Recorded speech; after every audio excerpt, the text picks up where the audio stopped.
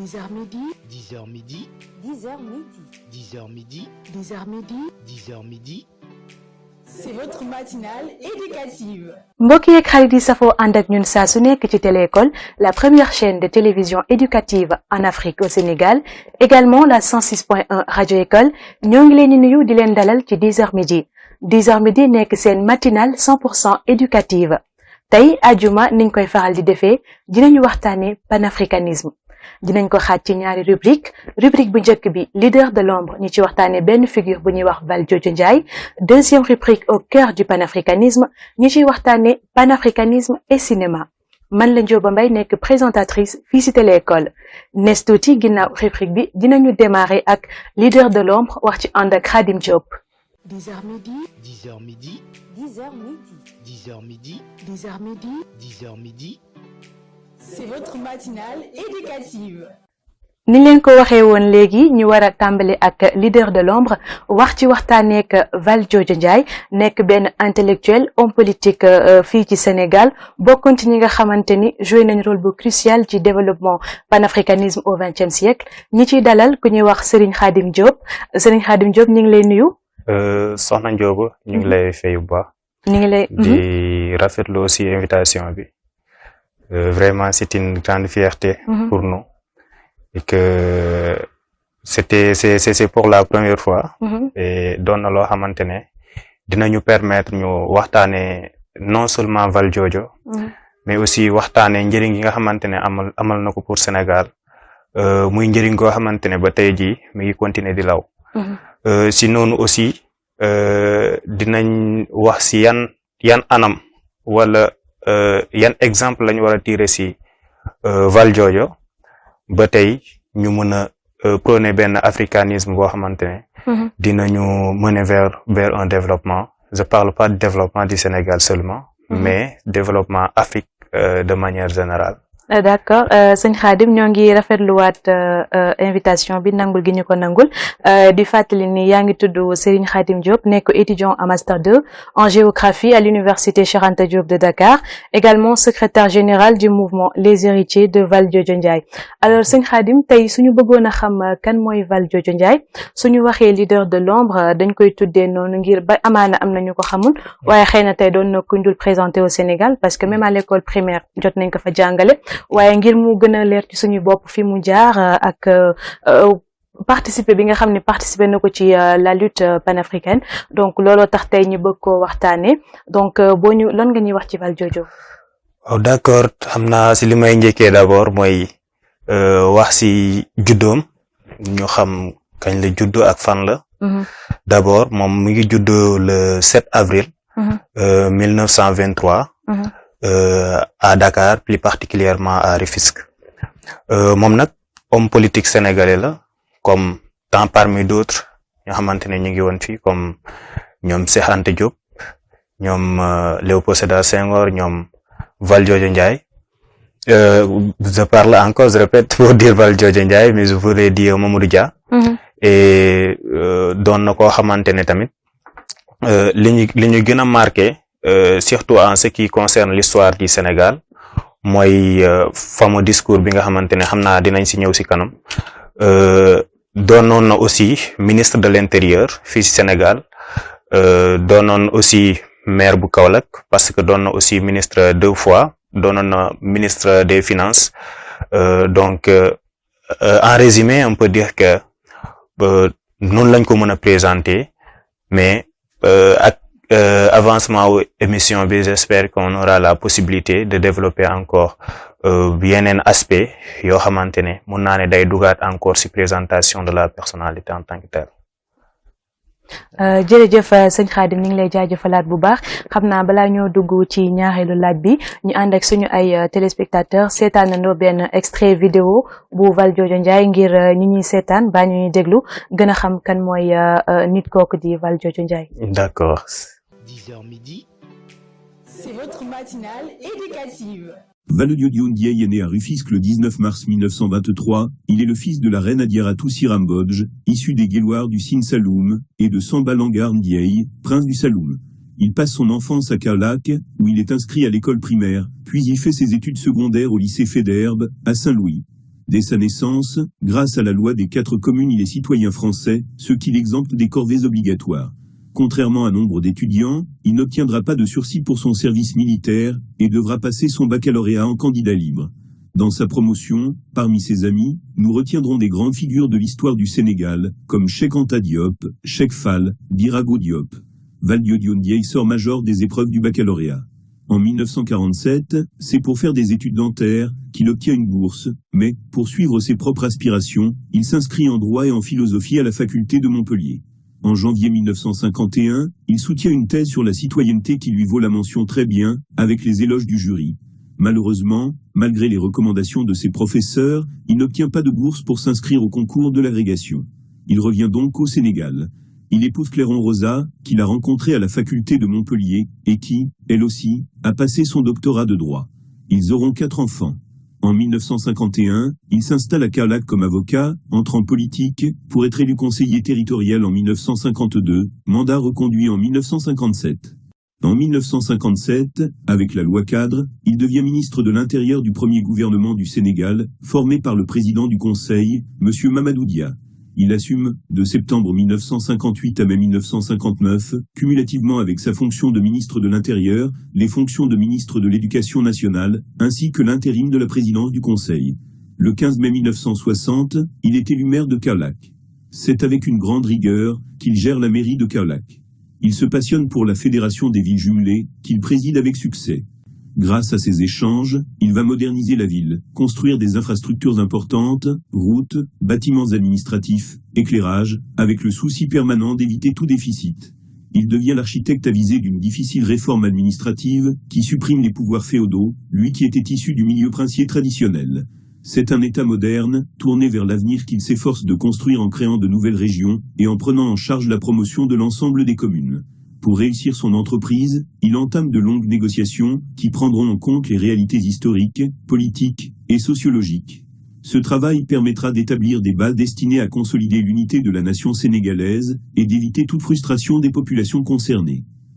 Après la nuit du 19 août 1960, qui correspond à l'éclatement de la Fédération du Mali, il est nommé ministre de l'Intérieur et de la Défense. Au lendemain de ces événements, la presse titrait en légende sous sa photo « L'homme qui a sauvé le Sénégal ». En effet, grâce à son sang-froid, c'est lui qui prend toutes ses responsabilités, en tant que ministre de l'Intérieur du Sénégal, pour neutraliser l'action de ses adversaires. En août 1962, il devient ministre des Finances. En décembre 1962, le destin de Valdiodio Ndiaye bascule dans la tragédie. Tandis qu'il est lui-même mis en arrestation, son épouse, Claire et leurs 4 enfants sont expulsés du Sénégal. Il sera interdit aux enfants de voir leur père pendant 10 ans. Accusé injustement de complot contre l'État, ce leader africain qui a œuvré pour la liberté et prouvé son attachement aux valeurs démocratiques, est condamné à 20 ans de prison pour complicité et tentative de coup d'État. Pourtant, à l'issue du procès, le procureur général n'a réclamé aucune peine. Valdiodio Ndiaye et ses compagnons d'infortune, Mamadou Dia ainsi que 3 membres du gouvernement, se retrouvent en prison à Kédougou, tenus dans l'isolement le plus terrible, au mépris le plus absolu des droits fondamentaux, et cela pendant 12 longues années. Grâce à une mobilisation internationale de personnalités tant politiques que civiles, défendues par d'illustres avocats, comme Robert Badinter, Abdoulaye Wade, Valdiodio Ndiaye est enfin libéré en 1974. Il aura donc passé 12 ans en prison.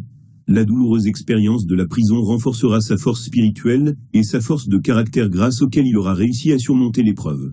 Après sa libération, il se consacre à son cabinet d'avocat à Dakar, place de l'Indépendance. Maître Valdiodio Ndiaye meurt le 5 mai 1984, il repose à Kaolack, sa ville natale. Le lycée de Kaolack porte son nom. Le 4 avril 2010, la mairie de Dakar, à l'occasion du 50aire des indépendances africaines, annonce que la place de l'Indépendance s'appelle désormais place Valdiodio Ndiaye. 10h midi, 10h midi, 10h midi, 10h midi, 10h midi, 10h midi. c'est votre matinale éducative. ñu ngi jaajëfalaat régie bi ci vidéo bi nga xamante ni Valdiodio mi ngi ko prononcé woon en 1958 ci kanamu de Gaulle xam naa sëñ Khadim boo ñu mënee décortiquer li nga xamante ni mooy discours bi ak jàngat bi nga ci am. waaw xam naa day doon loo xamante ne encore dañ ciy wax avec beaucoup de fierté. Parce que c'était pas aussi facile.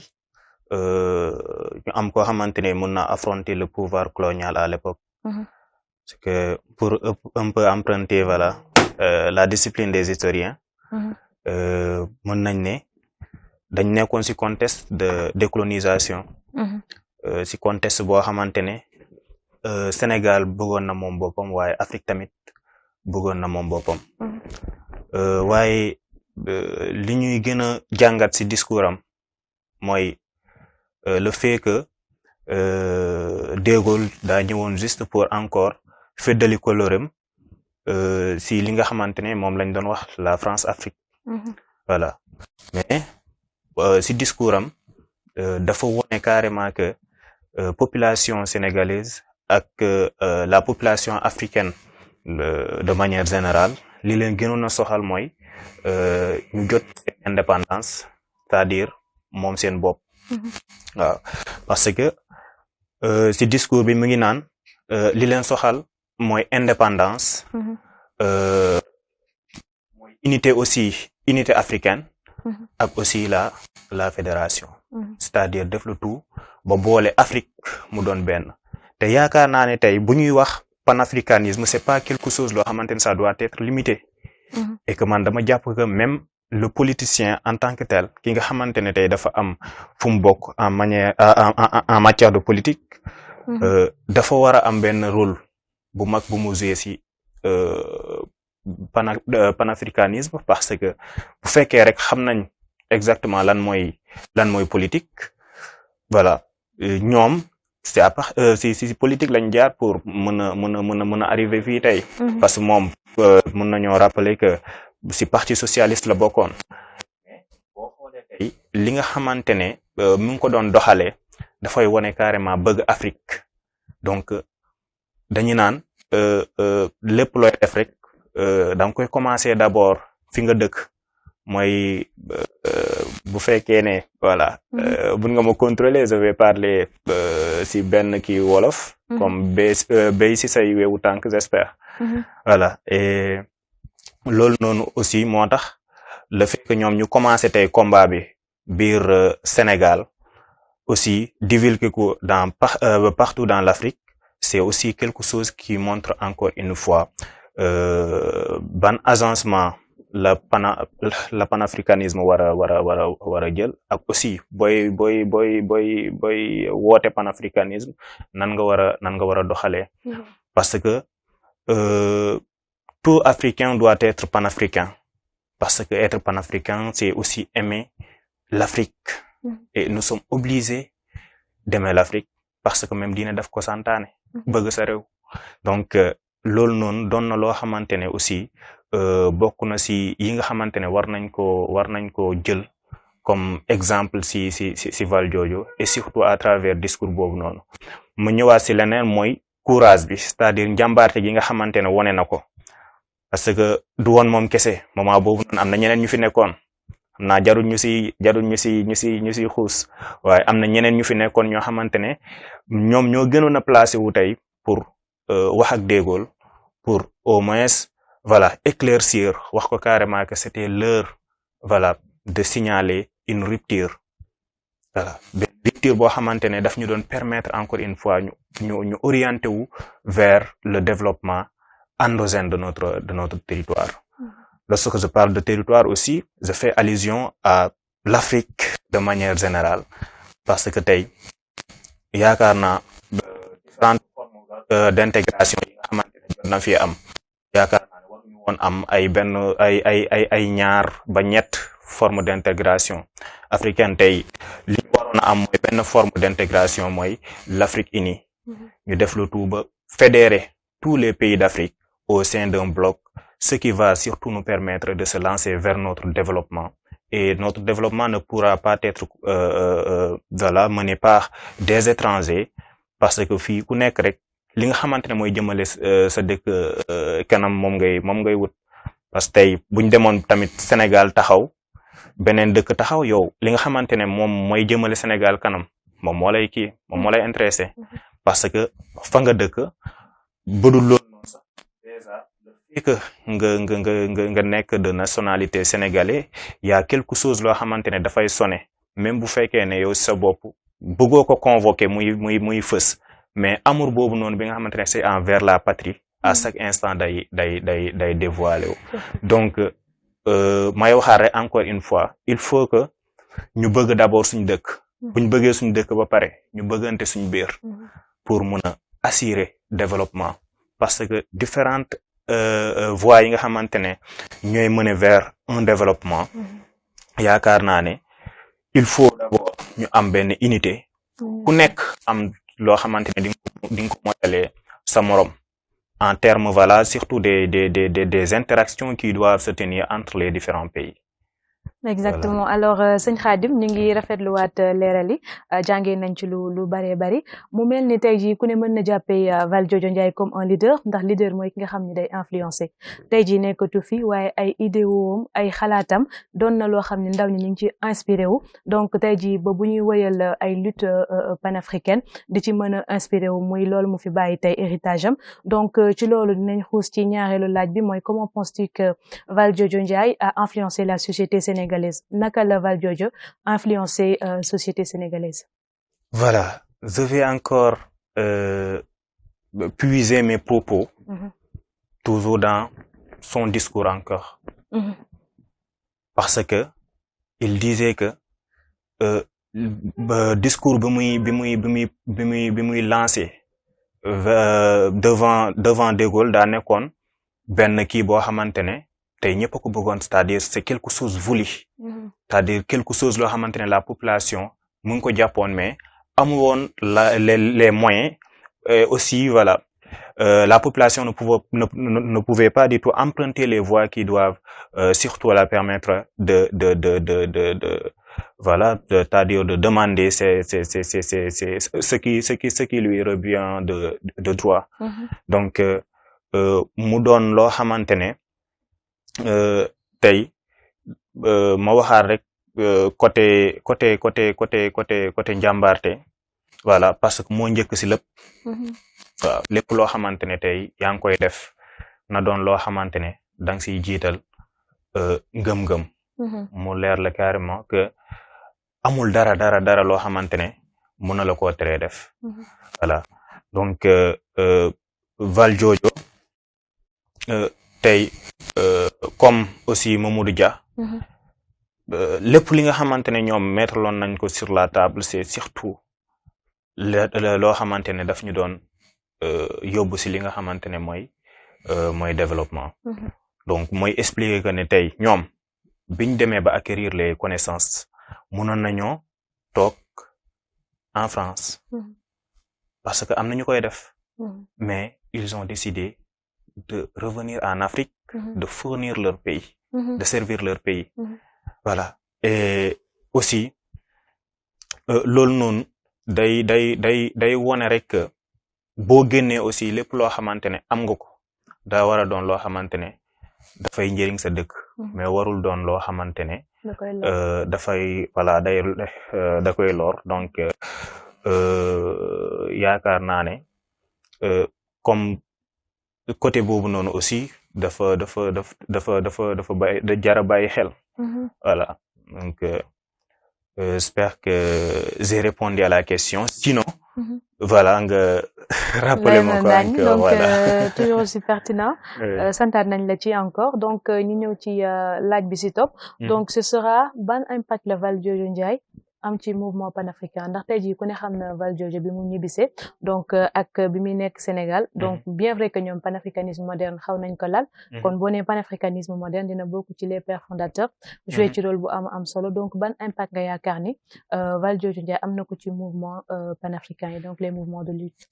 D'accord foofu noonu man dama naan modèle la modèle parce que wane na loo xamante ne mun nañ ko jël comme échantillon loo xamante ne tey képp koo xamante ne yaa ngi lancé aussi panafricanisme di nga am au moins loo xamante ne di nga ko gis lu concret loo mën a topp waaw et aussi bu ma nee modèle mooy côté xam-xam d'abord mooy xam-xam donc ce qui doit surtout nous préoccuper c'est l'acquisition de la connaissance ñu mën a au moins di teg des choses concrètes mais on ne doit pas surtout di dem aveuglement sans pour autant savoir li nga xamante ne moom mooy panafricanisme. Autre chose, j'ai parlé de modèle. Je vais également parler de quelque chose, voilà, que je peux appeler par africanité. Donc africain du seulement ci couleur. Parce que du ay noir kese ñoo nekk Afrique. Donc l'africanité, c'est surtout cette fierté d'appartenir au territoire africain. Et c'est quelque chose loo xamante ne lenn kese lañ ci mën a am mooy fierté. Parce que tey voilà, fierté d'appartenance. Parce que tey ki nga xamante ne tey moom juddoo na beneen dëkk, par exemple juddoo Europe, keneen ki juddoo Afrique. Donc ce n'est pas les couleurs surtout qui déterminent seeni kii, parce que tey mën nga doon noir nga nekk à l'étranger, soit Europe wala feneen, mais bu fekkee ne rek cette volonté d'appartenir à l'Afrique ne t'anime pas, mënuñ la considérer comme un panafricain. Encore moins, je peux dire que pour nous considérer pour un Africain, c'est quelque chose aussi à revoir. Parce que bu fekkee ne yow amul fenn foo xamante ne yow di nga manifester wu que am na une fierté boo xamante ne yow yaa ngi koy sentir si appartenir à l'Afrique, voilà, c'est quelque chose aussi à revoir. Et ces dernières années ñu ngi gis li nga xamante ne mooy am biir Afrique, mais également à l'étranger. Parce que fépp gis nañ fa des gens yoo xamante ne tey ñu ngi def le tout pour ñu gën a jox Afrique gëddam. Ba si ay président yoo xamante ne tey jarul ñuy tudd seen tur. Waaye gis nañ seen doxalin et gis nañ ne ñu ngi wone loo xamante ne tey dinañu permettre ñun ñu ancrer aussi suñuy valeurs. À l'image de Paul Kagame même, par exemple. Voilà, Paul Kagame. Et voilà, tant d'autres, voilà, ñoo xamante ne tey ay modèle lañ tey biir Afrique. Voilà, donc mun naa ne phénix bu gaay di tudd peut-être léegi ñu découvrir ko. Exactement. Ouais, c'est ça. Alors merci encore Sëñ Khadim. Donc d'après yow jàngat yi nga am ci Valdiodio Ndiaye ay réalisation œuvre yi mu fi def, lan mooy li nga xamante ni moo la gën a marqué? Waaw, li ma gën a marqué si Valdiodio mooy le fait que si crise politique ñu jàpp ko mën naa ne dañ ko tooñ. Parce que moment yooyu noonu te dañ jàppoon ne rek képp koo xamante ne yaa ngi manifesté wu si quelque chose loo xamante ne ça arrange notre pays, ça arrange l'Afrique dans sa globalité. Voilà, day doon loo xamante ne comme pouvoir yi toog wala yooyu noonu day doon loo xamante ne ñoom du leen neex. Te yaakaar naa partout en Afrique ñu ngi continuer di gis la même chose. Parce que ñoom juste Valdiodio comme Mamadou Dia li leen intéressé woon surtout mooy def lu tout ba Sénégal développé. Waaye si loolu am nañ ci ay xat-xat yoo xamante ne histoire Mamadou Dia yaakaar naa ñu bari am na luñ ci jot a dégg te yaakaar naa moo gën a siiw, waaye nañ xam ne Mamadou Dia li mu dundoon Valdiodio aussi dundoon na ko. Ba moom tamit ñu yóbboon ko prison. Voilà, pour si crise politique boobu noonu pour des motifs yoo xamante ne voilà, je vais pas en revenir parce que ce serait un peu de la politique.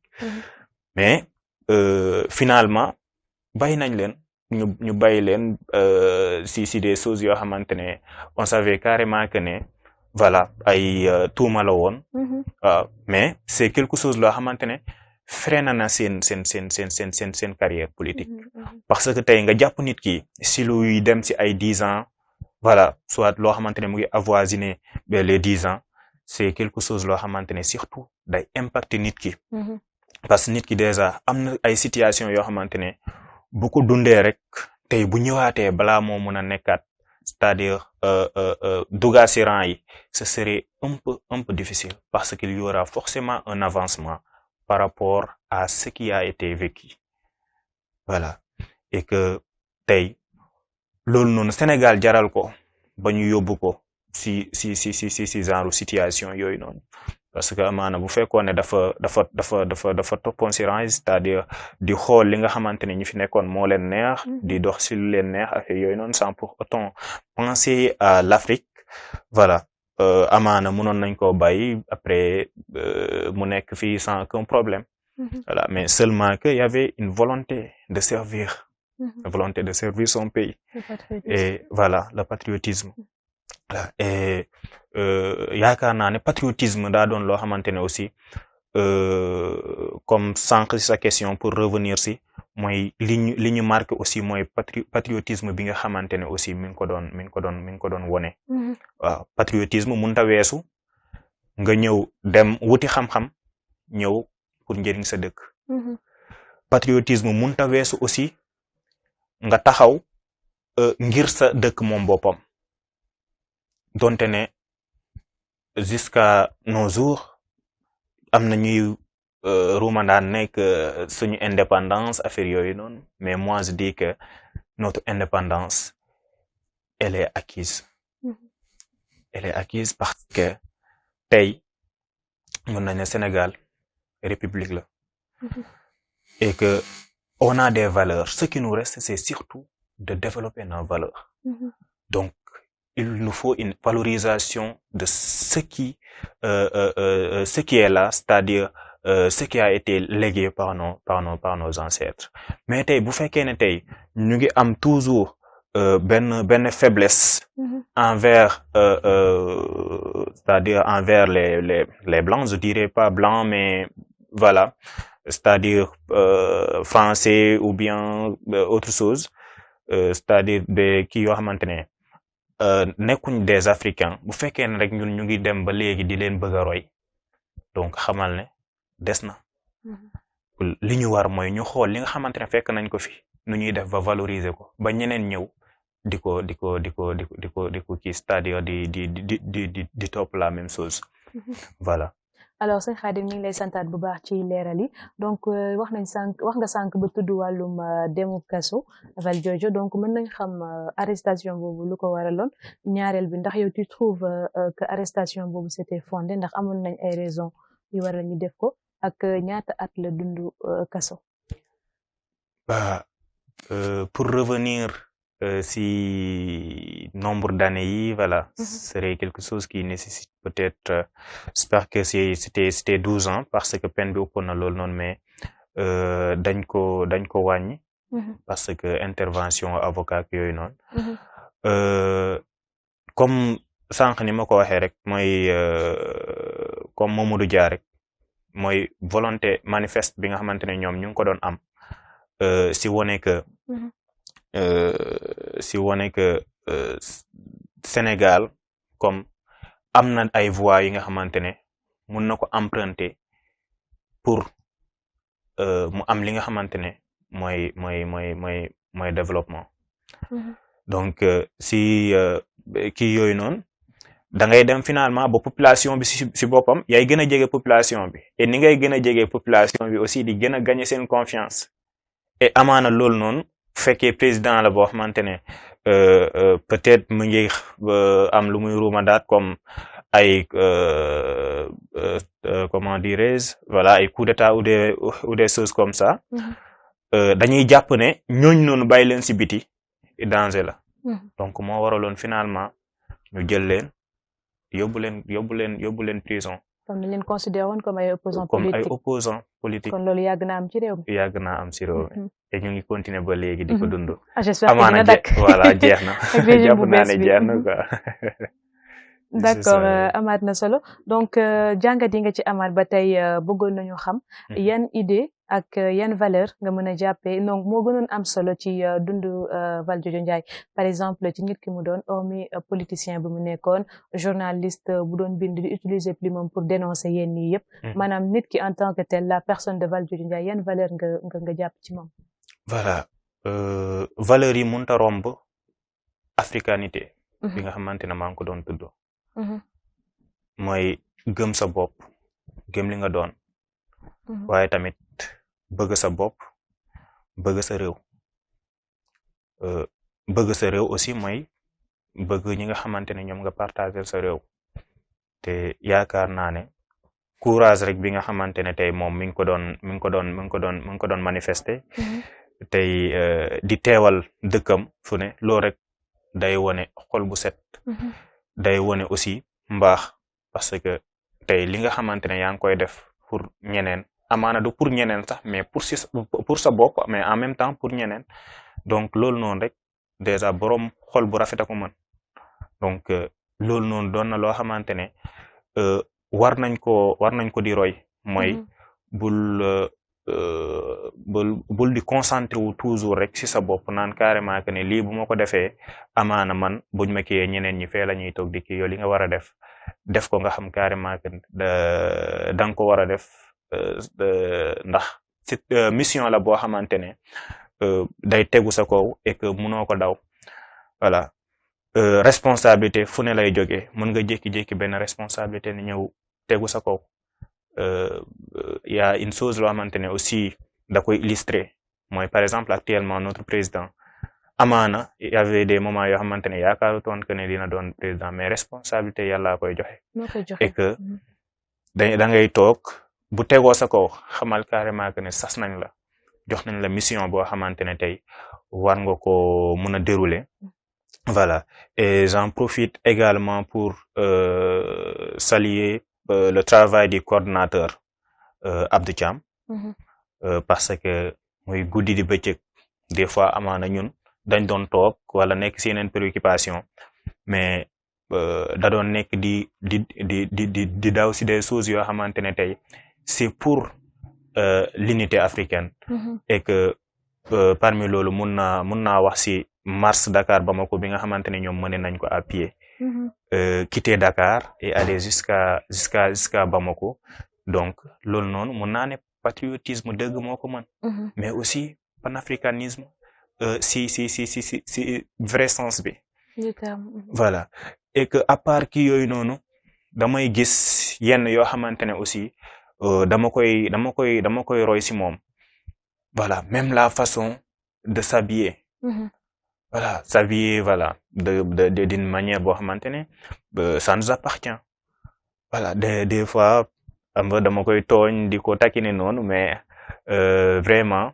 c'est quelqu'un koo xamante ne mi ngi tegu ci la voie bi nga xamante ne suñu leader fa la tegoon ay tànkam donc xam naa peut-être dinañ am possibilité pour wax aussi ci kii bi parce que signalé woon nga ma ko. d'accord wax nga dëgg kon ñi nuyu Abdou Thiam moomu nga xamante ni mën naa ne moo ñu boole ak yow nekk le coordonnateur général ni nga ko waxee booy roy nit bu yàggee day mel donc booy roy nit di ko bëgg da ngay dem ba niru ko ci waxin ci jëfin waaye mën na dem ba feeñ ci jëmm ji mën nañoo retenir ci li nga wax ci Valdiodio nekkoon jàmbaar patriotisme ni nga ko waxee weesuwul nga dem ci réewi nasaraani période boobu mën nga fa am dund boo xamante ni dina paisible waaye nga bàyyi lépp ñëw foo xam ne di sa réew ñi lay bunu xatal di la teg ay métit waaye nga supporter ko ngir bëgg sa réew ak gën a participer ci lutte jamono jooju muy finalité bi décolonisation moom sa bopp donc ñu ngi lay santaat bu baax ci leerali mu mel ni nga ko waxee ci sa présentation bokk nga ci mouvement les héritiers de Valdiodio nekk secrétaire général bi ndax mën nga ñëw defal présentation wu seen mouvement bi. D'accord.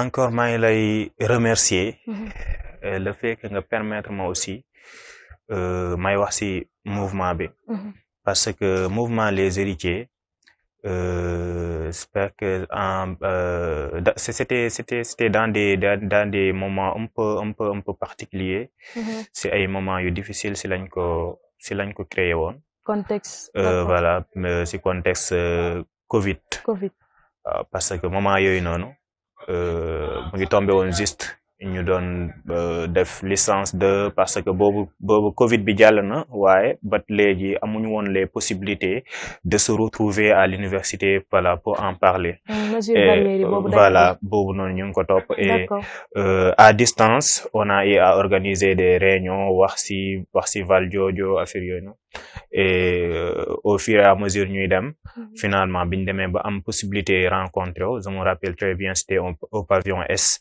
ñu rencontrer avec d'autres éléments ñu waxtaanee li nga xamante ne mooy le mouvement les héritiers ba moment boobu noonu on avait même prévu de mener une activité mais c'était un peu difficile puisque ñi composé mouvement bi ñëpp presque ay étudiants lañ et c'est pas aussi facile de mobiliser benn somme bi pour mën a mener say activité et moment boobu noonu si daar bek yooyu noonu et finalement ñu waxtaan man leen carrément que c'est quelque chose loo xamante ne idéologie la donc tey ngëm-ngëm gi j'espère que moo ëpp solo que ñu manifester ou bien des choses comme ça c'est pas quelque chose loo xamante ne dafay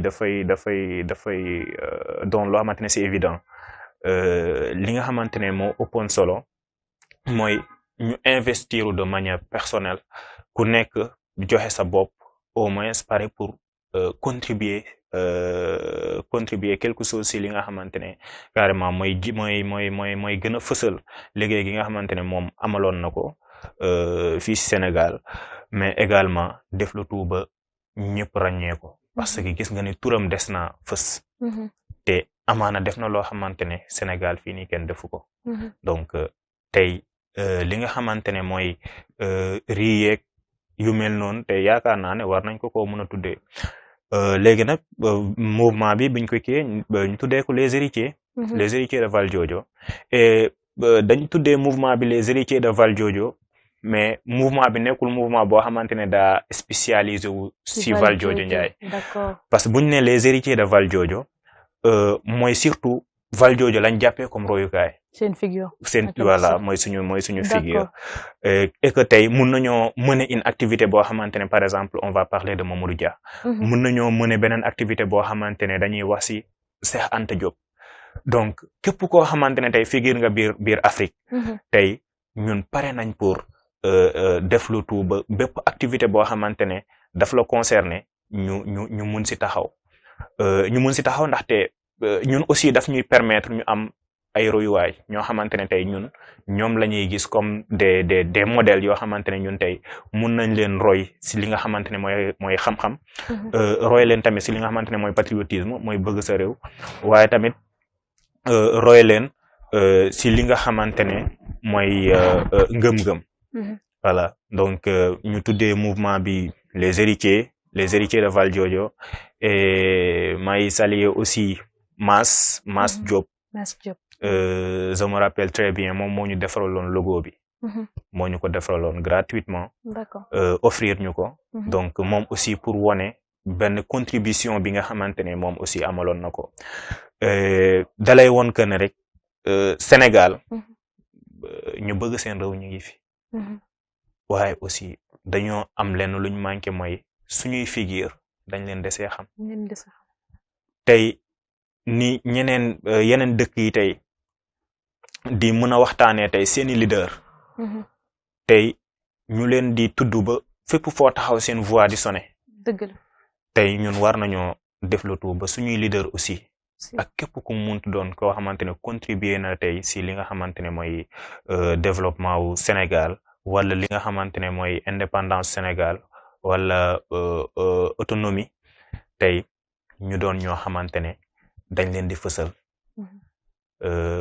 tey warta yem rek si ay affaire tuddee nañ ko nangam mais tey histoire yooyu noonu dañ ko war di raconter parce que dafay doon loo xamante ne surtout day jouer si développement personnel u nit ki mooy nga am au moins loo xamante ne dina yee courage bi nga xamante ne moo ne si yow parce que fii képp koo gis am na courage lenn rek mooy manqué mooy nga am benn courage boo xamante ne moo lay permettre ngay agir et toujours yaakaar naa li ñu war a jiital mooy xam-xam ndaxte lépp loo xamante ne tey yaa ngi koy def te tegoo ko si xam-xam voilà yaakaar naa ne amaana sax même bu doonee loo xamante ne lu baax la mën nga si ñàkk a yegg et pour encore parler de Cheikh Ahmadou Bamba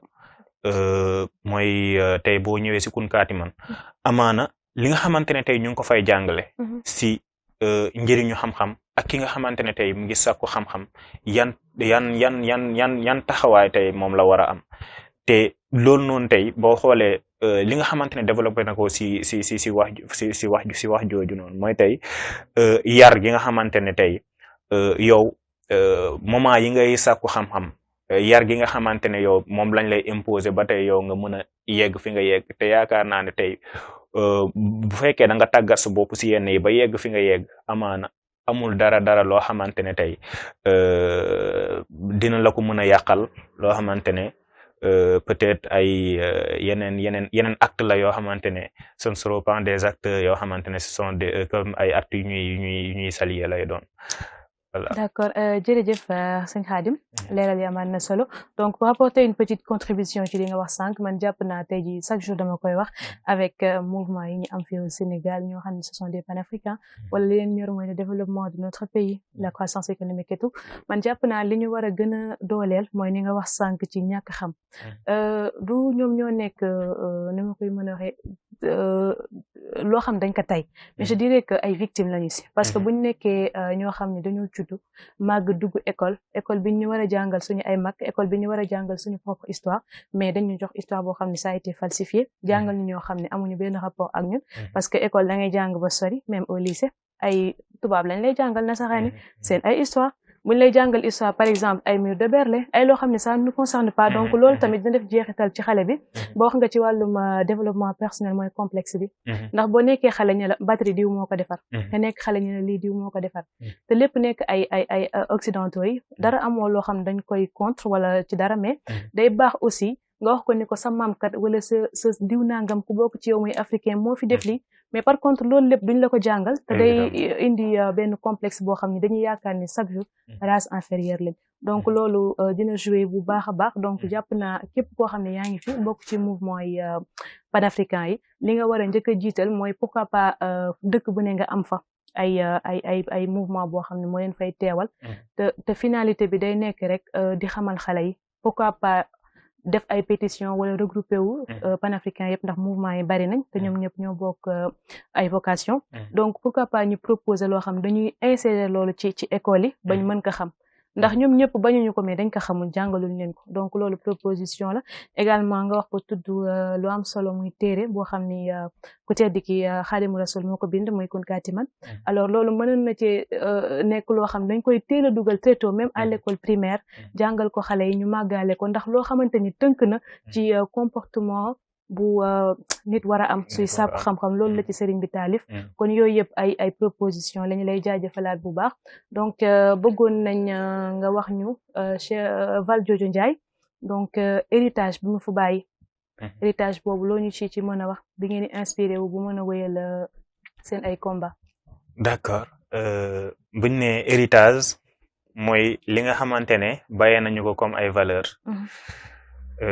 te yaakaar naa ne boobu noonu day doon benn kii héritage boo xamante ne héritage bu invisible la mais moo ëpp solo mooy tey valeur yi nga xamante ne tey un vrai leader war na ko incarner parce que yaakaar naa ne panafricanisme nekkul rek loo xamante ne comme tey da ngay taxaw ne non man je suis apolitique je ne fais pas de la politique mais tey pour ñu mën a jëm kanam yaakaar naa ne li ëpp solo mooy tey ñu dem ba am des panafricains à la tête de la nation am aussi partout en Afrique des panafricains yoo xamante ne tey dinañ jiite réew mi parce que yaakaar naa ne loolu tey moo war a doon résultat wu panafricanisme mooy tey ñu def lu tout ba yi nga xamante ne tey bàyyee nañ ñu ko comme des valeurs ñu mun ko extérioriser wane ko mettre ko sur la table ba tey ñu mun di si doxee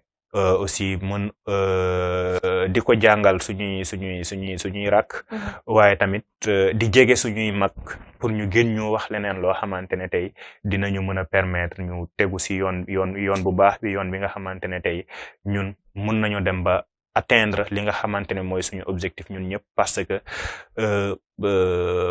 depuis bu ñu amee indépendance ak avant ñu koy am aussi lenn moo ñu préoccupé woon mooy développement et que développement boobu noonu li waral surtout ñu tardé si mooy dañoo yéex a am des gens yoo xamante ne tey amoon nañ cette possibilité de se tenir debout et surtout d'affronter li nga xamante ne mooy force yi nga xamante ne ñoo fi nekkoon ba tey ñu mën a ubbi suñuy bët jël li nga xamante ne ñoo ko moom xool ni nga xamante ne noonu lañ ko bëgg a yoree ñu matale ko noonu donc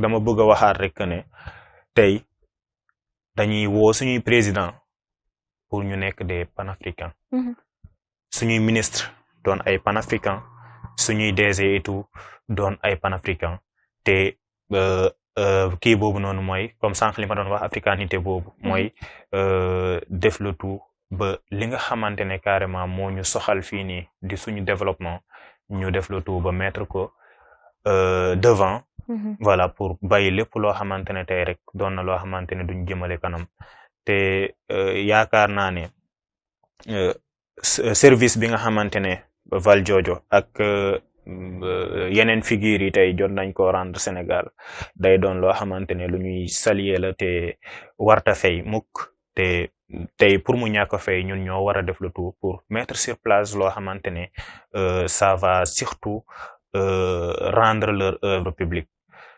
Voilà, c'est ça. Alors loolu mooy kon vulgariser leurs pensées. Voilà. Également seen ay écrits. Donc ndax day mel ni wax nañ ko sànq Valdiodio c'était également un écrivain politique. Donc daan na bind lu bari di dénoncer li ci daan am mais participer aussi ci naka lañ mën a amee suñ ay indépendance. Sëñ Khadim dañuy ñëwaat ci seen mouvement bi. Déjà bi ngeen ko taxawalee on sait que y avait contexte Covid bi donc peut-être amagu leen réalisation yu bari waaye yéen lan mooy seen ay objectifs court terme ak long terme par exemple fan ngeen bëgg a dem ëllëg d'ici 5 ans wala plus.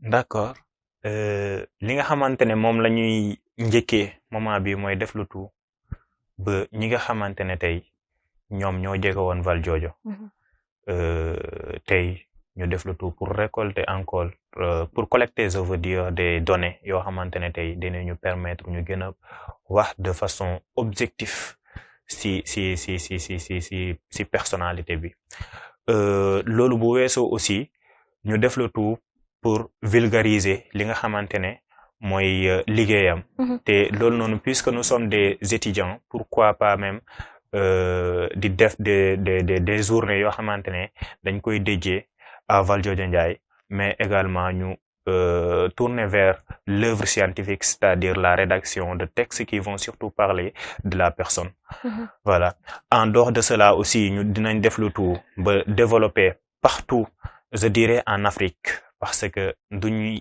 yem fii rek on rêve au moins voilà ñu mën a tey assister si des organisations yoo xamante ne au niveau international la tey ñu mën a aussi teewal ki nga xamante ne mooy suñu leader dans la mesure où ñun moom lañ jàppee comme modèle voilà donc en dehors de ça aussi dinañ def le tout ba am des accompagnements aussi yoo xamante ne dinañ ko seq ak yenn mouvement panafricain yi nga xamante ne ñu ngi fi parce que mouvement panafricain yi man yaakaar naa ne ki ma si gën a ràññee parce que moom au moins moom a jota na invité benn kii bu mu doon def mooy Omar Blondin bi mooy Sylvestine Mendy et vraiment daa nekk daam boo xamante ne man des fois bu may gis ay actes yi nga xamante ne mu ngi koy posé man ma nekk góor des fois daf may marqué trop et ñuy gis muy daj loolu noonu yëpp ngir voilà je l'appelle toujours la grande dame ñu koy nuyu vraiment Sylvestine ñoo ngi lay nuyu di la jaajëfal di rafetluwaat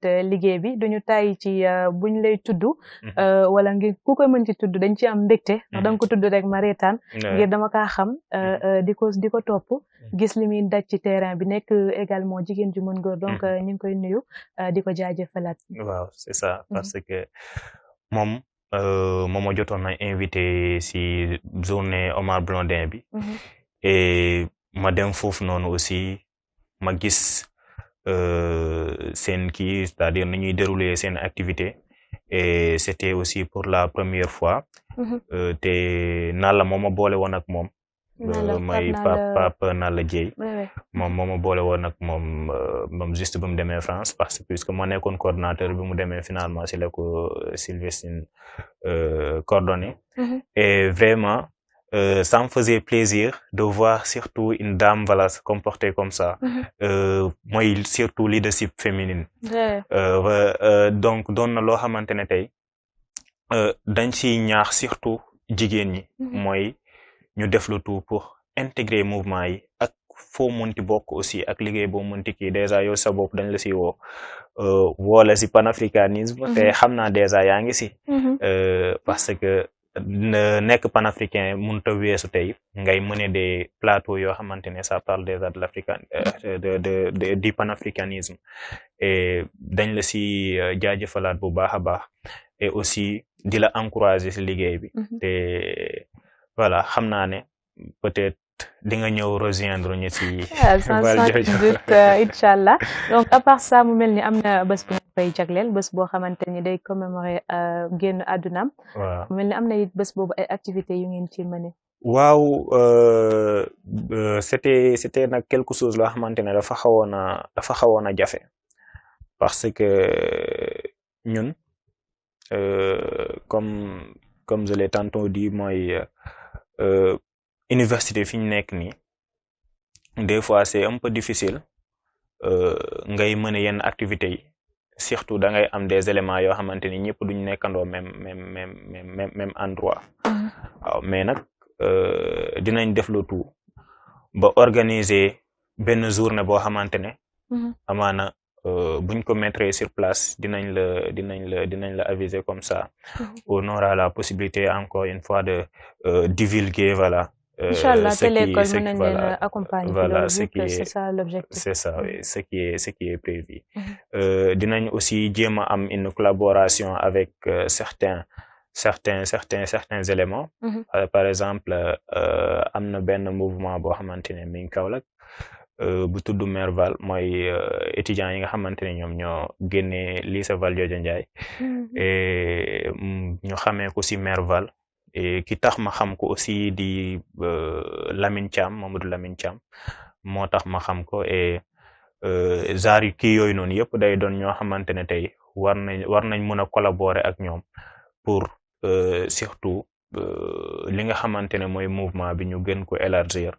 parce que mun naa ne mouvement bi fu mu toll nii amagul ampleur bi nga xamante ne tey war na ko am mais tey genre occasion yii nii tey moo ñu mën a permettre ba tey ñu élargir mën a orienter wu vers surtout des activités yi nga xamante ne dinañ ñu gën a permettre ñu voilà comment dirais-je encore voilà c'est-à-dire ñu élargir encore ñu élargir groupe bi et xam naa du yàgg dara après dinañ si waxaat.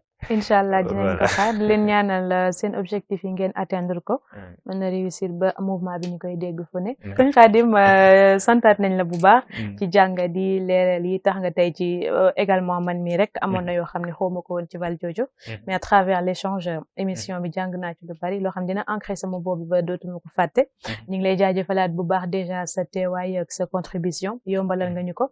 c'était même benn délai boo xam ne c'était court xam nga ko mais loolu day firndeel bëgg gi ak yéene gi ngeen am si Valdiodio yéene gi ngeen am ci panafricanisme mais également bëgg sa réew muy le Sénégal donc santaat nañ la bu baax xam naa ñu bàyyi la nga tàggatoo ak suñu téléspectateurs yi. waaw encore maa ngi lay jaajëfal bu baax et aussi xam naa lépp loo xamante ne rek doon na ay manquement juste affaire yi moo xaw a xat et que puisque nous sommes des étudiants actuellement ak yenn recherche ak yooyu noonu c'est un peu difficile mais dañu xam carrément que lii day dugg ci encore recherche parce que déjà ñu wax la que tu dois parler de la personne ça va te permettre de te retourner à la source et surtout de creuser pour avoir des informations yoo xamante ne amaana amoo ko woon te quelque chose loo xamante ne tey acquérir nga ko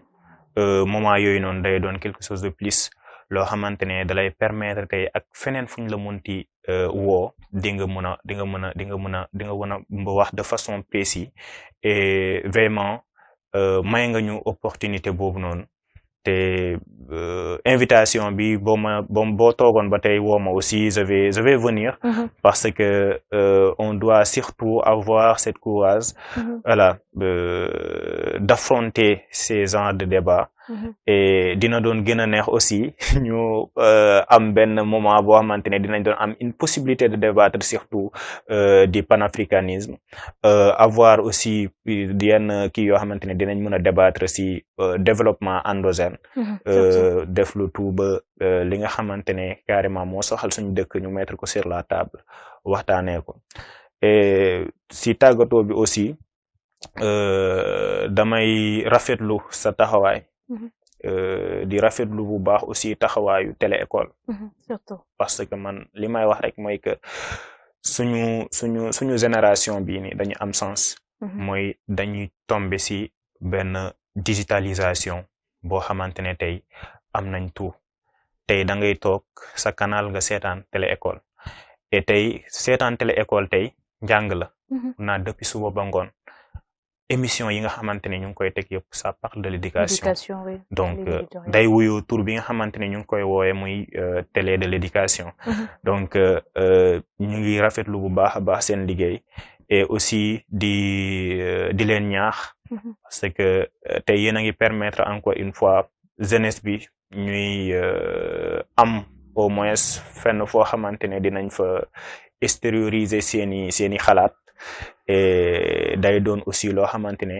dina permettre ñu enrichir encore une fois suñuy connaissance parce que passage la invité forcément tu dois faire des recherches pour donner des informations fondées et xam naa am na ay manquements yu bari mais peut-être dans certains dans les prochains jours à venir voilà je serai disponible pour ñu gën a creuser ñu gën a waxtaan ci li nga xamante ne mooy leader bi mais également ak beneen leader bu mu mënti doon parce que je suis étudiant en géographie mais il faut savoir que l'histoire de notre pays préoccupe tout le monde donc ak fépp foo mënti bokk tey tu ne dois pas dire que non je suis pas historien donc je dois pas parler de ça et de ça donc Valdiodio moom kii la woon juriste la woon et pourtant il a mis sur place loo xamante ne tey c'est quelque chose loo xamante ne ñun ñëpp tey ñu ngi si kii donc képp koo xamante ne rek tey sénégalais nga tu es disposé à parler de la chose en tant que telle voilà donc ñu ngi lay jaajëfal bu baax di nuyu képp koo xamante ne rek sénégalais nga moment yi nii di suivre télé école et aussi di leen ñaax surtout ñu gën a concentré wu si li nga xamante ne dinañu permettre ñu avancer vers l'avant et di lancer aussi jeunesse bi benn appel mooy moment yi ñu nekk nii nga xamante ne il y a les nouvelles technologies nañ fexe saa su ne ñu si jël li nga xamante ne mooy lu baax li nga xamante ne dinañu permettre surtout ñu ancrer wu suñuy valeurs même bu fekkee ne dañuy convoquer d'autres valeurs mais na doon des valeurs yoo xamante ne valeurs ñuy njëriñ lay doon valeurs yoo xamante ne tey daf ñuy permettre ñu mën a fier si li nga xamante ne moom lañ doon donc émission bi tey xam rek ba olof moom c'est un peu difficile pour un Haalpulaar voilà et voilà c'était un peu difficile parce que au début je pensais que émission la boo xamante ne ça sera animé par kii peut-être en français mais voilà puisque nous sommes au Sénégal nous sommes obligés voilà de parler notre langue nationale. Ouais, parce qu'on parle de panafricanisme également. On parle de panafricanisme. La langue, voilà, c'est ça. Et si c'était en pulaar aussi, si c'était en séeréer et autre chose, voilà, ce serait quelque chose loo xamante ne day doon quelque chose de plus. D'accord. Alors sëñ Khadim ñu ngi lay santaat bu baax di la jaajëfal. Alors mbokki téléspectateurs yi également les auditeurs de la télé-école et de la radio-école ñoo ngi leen di jaajëfalaat ci ànd bi ngeen ànd ak ñun saa su nekk fàttali ni mën ngeen ñoo topp ci bouquet canal 225 également sur les plateformes digitales télé-école ñi ngi doon àndoon ak sëñ Khadim Diop ci rubrique leader de l'ombre doon waxtaanee figure bu am solo fii ci Sénégal muy Valdiodio Ndiaye jàpp nañ ni leeral yi ngeen ci indi jàng ngeen ci lu bari ba fuñ taxawati ni Valdiodio di ngeen ci mën a indi ay leeral xam naa nees tuuti rek ñi attaqué deuxième rubrique au cœur du panafricanisme wax ci ànd ak Raphaël muy waxtaanee cinéma et panafricanisme. 10h midi. 10h midi. 10h midi. 10h midi. 10h midi. 10h midi. C'est votre matinale éducative. asalaamaaleykum seen télévision bi jiitu ci Afrique ci wàllu jàng jàngale ak yar ñu naan ko télé école moo leen indil programme bu mag ñu tuddee ko waa daara ji waa daara ji fas yéene ànd ak yéen fépp fu daara am ci Sénégal ngir yaatal xam-xam ak won leen li daara defar ci mim réew émission bi nag di waa daara ji dañ koy bàyyeeg ñooñ daara ñu di ko taxawu ànd ak comité scientifique bu télé école ak télé école ngir xam ne daara ji kenn jiituwu ko ci éducation.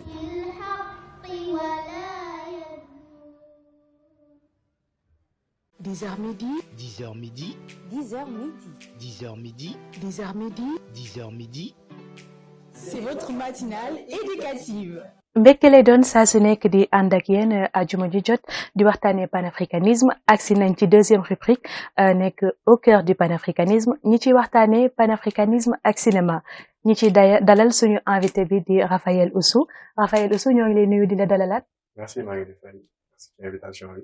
alors tey ñuy waxtaanee panafricanisme ak cinéma nekk loo xam ne yàgg na jouer rôle bu crucial ci panafricanisme à travers ay films yu wax ci identité africaine mais également lutte pour l'indépendance donc bu ñuy tàmbali rek faaw ñu xam lan mooy cinéma ñu door ko ak laaj bu njëkk bi di comment définirez-vous le cinéma panafricaniste. alors cinéma panafricaniste maa ngi koy définir ci l'ensemble des œuvres cinématographiques africaines donc de l'Afrique et de la diaspora qui parlent de l'Afrique et qui nous parlent aussi.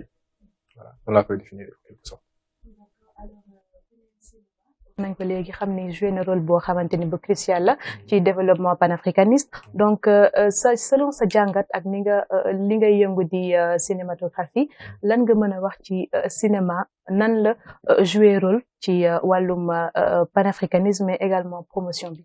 ok alors boo xoolee déjà panafricanisme ni mu juddoo bon boo jëlee ku mel ni Amzat Boukary Yabara ci livre bi moom jàpp na ne panafricanisme mi ngi juddoo d'abord ci révolution haïtienne 1804 qui a abouti à l'indépendance d'Haïti mais les vrais premiers leaders intellectuels noirs mooy Webb Du Bois après plus tard on a eu Marcus Garvey Kwame Nkrumah sur le plan politique donc ñooñu ñooy les intellectuels qui ont vraiment posé les premiers éléments notamment avec le Congrès de Londres au début du XXe siècle vers la fin du XIXe donc et boo xoolee ku ci nekk les acteurs panafricanistes ku ci nekk ak domaine bi ngay yëngu ak ni ngay manifester sa panafricanisme ok si tu prends les Aimé Césaire ak Senghor c'était à travers la poésie ok nga jël Cheikh Anta Diop c'était à travers sur le plan scientifique la ko doon défendre et de ko promouvoir donc cinéma boo xoolee les acteurs naturellement c'est à travers l'œuvre cinématographique ci film yi ñuy def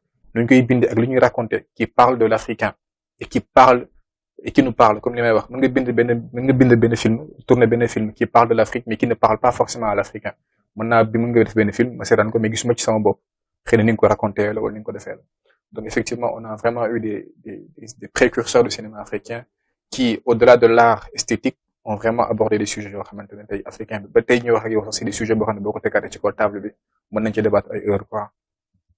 alors Raphaël nga nekk tey ji acteur nekk scénariste également fondateur d'Afrociné selon sa expérience ak sa parcours ndax mën nga ñëw citer quelques exemples des films africains yoo xam ne ñoom ñooy illustrer le thème du panafricanisme.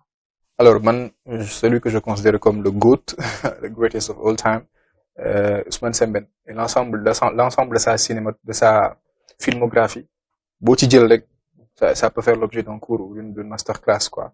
Alors tu as encore Djibril Diomambéty, tu as Met Ondo, le Mauritanien qui moom boo xoolee dafa dem sax dafa changer tour ok il a adopté un pseudonyme qui renvoyait à son identité noire ok tu as aidé Ouédraogo donc liste bi moom bëri na mais man sama coup de cœur qui reste man pareeguma sax ak moom quoi c'est Sembène. Sembène ouais. Alors ñu koy nuyu di ko ñaanal Sembène Ousmane ku ne xam na taxawaay bu am solo bi mu def œuvre yi ni nga ko waxee ce sont des masterclass dignes de ce nom donc balaa ñoo xuusaat ci beneen laaj bi tey jii am na ñoo xam ne umpale nañ nit ki nga xam ne mooy Ousmane Sembène donc à travers ay œuvre am li mu fa bàyyi héritage bi ndax mën nga ñoo xuusal ci loolu balaa ñoo jàll. Si Ousmane Sembène à la base il était romancier moom ci littérature la njëkkee doon bind ay livres ok le Docker noir le dernier de l'Empire les bouts de bois de Dieu donc mais nee na ci benn interview moo ko expliqué nee na li taxoon mu viré ci cinéma sax c'était pour que li muy bind cible am ñi mu ko jagleel mën ci jot parce que jàpp na ne à l'époque les livres c'était pas vraiment accessible donc pour toucher un public beaucoup plus large moo taxoon mu viré ci cinéma donc ci la dem en URSS d'après ses biographies dem jàng fa cinéma tuuti après commencer def ses premières réalisations sa première réalisation Borom Saret qui est un court-métrage d'une vingtaine de minutes à peu près qui est un film qui me fascine que j'adore amul dialogue c'est un monologue intérieur mais qui te transporte d'abord man en tant que jeune dinaa xam à peu près à l'époque Dakar des 1960 lendemain des indépendances comment c'était mais il était très critique déjà du Sénégalais de l'époque de l'administration de l'époque ak de l'administration coloniale en général donc Sembène Ousmane n'a épargné personne dans ses œuvres quoi moi je me demande comment est-ce qu'il a vécu aussi longtemps quoi non sincèrement non on se pose la même question Sembène tu te demandes quand tu regardes ses œuvres tu te demandes comment il a fait pour vivre aussi longtemps quoi exactement donc wax nga tamit ba tudd Mambéty donc nekk tamit figure bu am solo ci cinéma loo ñuy wax ci moom également les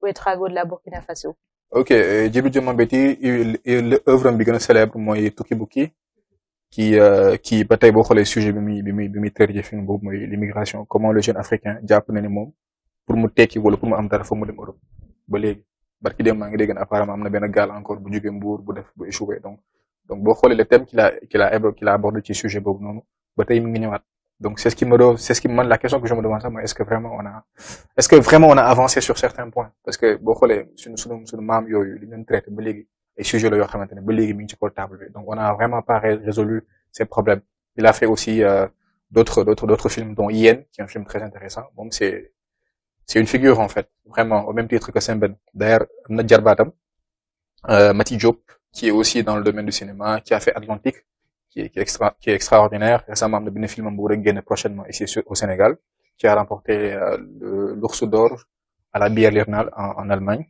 Mati qui est la fille de Oasis Diop qui est cinéaste qui est bien dans ce qu'elle fait que j'apprécie beaucoup donc Idrissa Ouédraogo aussi a fait une filmographie assez intéressante lui boo jëlee le film Yélène bi mu bind qui te transporte vraiment dans l'univers culturel de Burkina Faso en tout cas d'une partie de Burkina Faso c'est ce que j'apprécie parce que ça parle de l'Africain et ça parle à l'Africain donc voilà nekk yu am solo yoo xamante ni yaa ngi ko indi te bari na ñoo xam ne benn ci man mi laa koy njëkkee yi nga ci lim umpale naa ko alors ndax am nga ay programme yoo xam ne yéen a ngi koy teg ci mouvement yi ngeen créé et tout pour vulgariser loolu ba ndax bari na ndaw yoo xam ne xamuñu ko je pense bien. balaa ma ñëw ci programme yi man li may faral di wax mooy bari na ñoo xam ne xamuñu sax ba xam cinéma africain am na pour ñoom cinéma africain mooy peut-être buñu taalee YouTube série bi ñu seetaan la loolu kese la am na ñoo xam ne xamuñu ne cinéma sénégalais am na. Et pourtant, il y a des œuvres magnifiques. Yoo xam ne ñoo ngi koy créer booy ñoo ngi koy def xale yu ndaw ñoo ngi koy def di dem Europe di def le tour du monde di gagner ay prix extraordinaires mais xamuñu ko alors peut-être liggéey bu cinéaste yi war a def la xëy na pour rendre accessible le cinéma parce que tey jii man dama jàpp ne c'est mon analyse c'est personnel que celui qui n'évolue pas dans le monde du cinéma n'a pas accès à certaines informations alors c'est pas normal tey ñun ñett ñi bu ñu bëggoon jënd ticket pour dem salle seetaan film sur ñu ñett ñi xëy na yéen ñaar peut-être benn film américain ngeen di seetaan le film MCU peut-être c'est normal parce que yooyu la ñu xam en fait tu vois ay ñoom Thor la ñu xam ak ay ñoom Captain America donc même si maintenant avec l'avènement des grandes salles qui sont ici à Dakar bon am na liggéey bi ñuy gars yi di def il y a quand même un peu de communication qui se fait gars yaa ngi gën a dem di seetaan les films africains les films sénégalais c'est ça donc ñoo ngi ñaan affaire yi gën a avancer et même ça man ce que je veux c'est quoi c'est qu'on ait la culture du jug dem seetaan film wala liggéey naa lundi ba vendredi samedi xaama dem seetaan benn film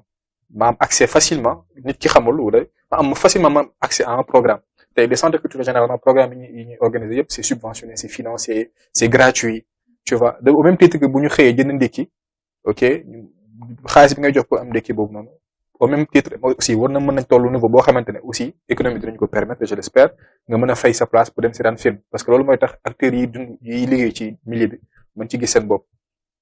Donc nous, à travers les programmes que nous mettons en place, j'ai fondé un ciné-club qui s'appelle Afro Ciné-Club. Afro Ciné-Club qui fait partie d'un groupe, d'une bibliothèque qui s'appelle Afrotech, qui fait la promotion de la littérature 100% africaine. Ok, donc l'espace boobu la ñuy utiliser pour organiser ay rencontres autour du cinéma africain.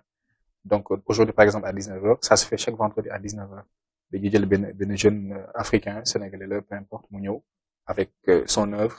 ñu seetaan ko ba pare waxtaan ci mu offrir benn masterclass donc il y a des ateliers de formation aussi yoo xamante ne ñoo ngi koy def pour ñi nga xamante ne dañoo bëgg bind scénario xamuñu nan la ñuy bindee scénario wala xamuñu dara ci cinéma ils ont juste la passion donc voilà donc c'est notre contribution en fait parce que am na ñeneen ñu koy def aussi qui sont ici au Sénégal mais nous man de par sama expérience bu ndaw bi ma am jàpp na amaguma dara lu bëri lu mu war dem jëliwaat encore c'est comme ça que je tends la main et que je contribue à ma façon à vulgariser vraiment cette notion du cinéma en fait. ñu bëggee mënee xuusal tuuti ci programme Afro Ciné yi nga wax ndax ak fi muy amee waxtu bi naka ngay def ba assister ko ndax amaana am na ñu mu intéressé par exemple man mais peut-être c'est pas assez médiatisé bañ mën a am l'information. Afro Ciné Club mi ngi nekk ci Cap Ulysse ci côté juste cosaan waaw boo ñëwee c'est une bibliothèque qui est là donc comme je disais bibliothèque bi dafa am yeneen sous-groupe donc am na benn afro culinaire qui s'occupe de la cuisine africaine chaque dimanche la am ñuy ñëw donc kenn da nga ñëw présenter le plat de ton pays donc chaque vendredi à 19h maintenant c'est l'Afro Ciné Club qui prend place donc chaque vendredi déjà jàppale chaque vendredi à 19h il y a un programme donc pour le moment on fait un peu de communication bon sur les réseaux digitaux c'est gratuit amul fay amul dara donc aujourd'hui tey accès libre access la da ngay ñëw seetaan film bi boo bëggee ay questions ak loo mënti soxla ñu ko mën a ñu jàppale la si alors éventuellement d'ici la fin de l'année il y a des projets que nous voulons mettre en place donc ñu ngi ci liggéey déjà donc de projets d'écriture de scénarios même de proposer des cours de cinéma qui seront accessibles vraiment à tous ceux qui voudront prendre part à ces programmes-là. alors ñu ngi lay jaajëfalaat bu baax ci leeral yi ñu ñëw ci beneen question bi ku ne xam na ni unité africaine nekk na loo xamante ni préoccupation phare la ci wàllum panafricanisme mooy l'unité nuñ koy définir sax dañuy wax naan benn mouvement porteur la le panafricanisme bu benn finalité boo xamante ni moom mooy nekk unité africaine donc mën nga ñëw indil ay leeral ci ban anam le cinéma africain représenté diversité des cultures mais également des peuples du continent. Naturellement il l'a fait de façon très naturelle tey man j'ai l'habitude de dire que nit ki li nga dund rek ngay raconter ok tey boo jëlee on a 52 États en Afrique si je me trompe donc chaque pays avec sa cinématographie ak li muy raconter ak ñi fay yëngu li ñuy bind li ñuy raconter boo jëlee le cinéma nigérian très souvent tu vois vraiment des choses qui ont un rapport avec la culture nigériane ok donc sénégalais bi aussi buy bind buy tourner tu vois vraiment des éléments qui ont un rapport avec la culture sénégalaise donc ça se fait de façon très naturelle ku ci nekk boo ñëwee œuvre bi ngay teg ak li ñu ciy gis ak li ñuy wan qui renvoie forcément à d'où tu viens ce que tu as vécu ak ce que tu racontes donc c'est de cette façon assez naturelle pour moi que le cinéma contribue à promouvoir l'ensemble des cultures africaines et il va continuer de le faire naturellement. am na ni panafricanisme am na benn facette boo xamante ni lutte la pour contre l'injustice mais également oppression bi donc naka la cinéma aussi indee loxoom foofu quant à dénoncer colonialisme mais également néocolonialisme ak autres formes de domination.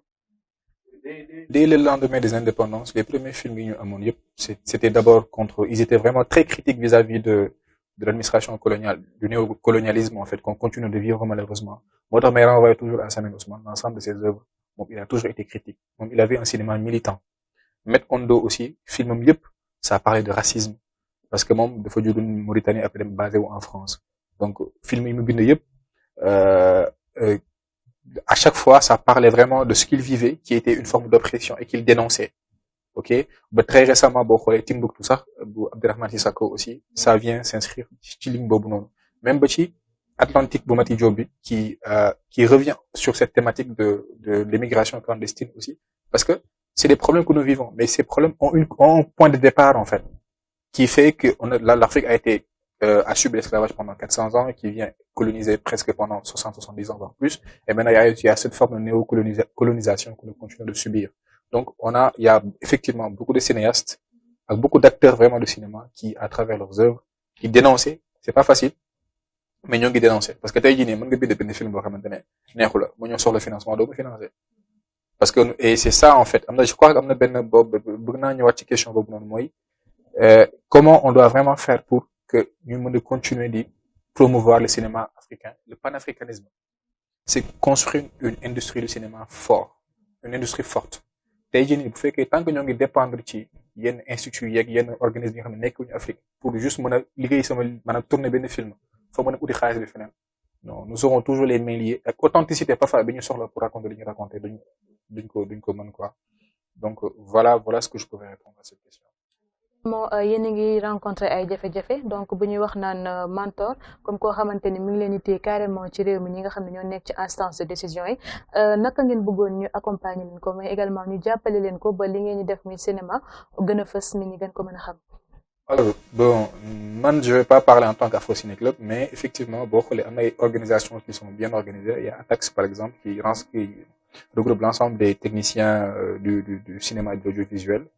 ñoom dañoo former vraiment un groupe qui def liggéey bu am solo ok et ñoom effectivement auprès des instances de décision en tout cas des organisations qui sont là institutionnelles qui sont là am na ay mécanismes yu ñu teg en place effectivement pour ñu mën leen di jàppale tey jii boo amee benn programme mën nga dem auprès de ces organisations et bénéficier d'un certain financement parfois c'est pas évident il y a ce qui se fait il y a ce qui ne se fait pas il y a ce qui doit être amélioré naturellement donc aujourd'hui ce qu'on souhaite même si je pense qu'il y a des personnes qui ont beaucoup plus de légitimité pour répondre à cette question, mais naturellement, c'est de vraiment rendre accessible la possibilité de faire des films, en fait.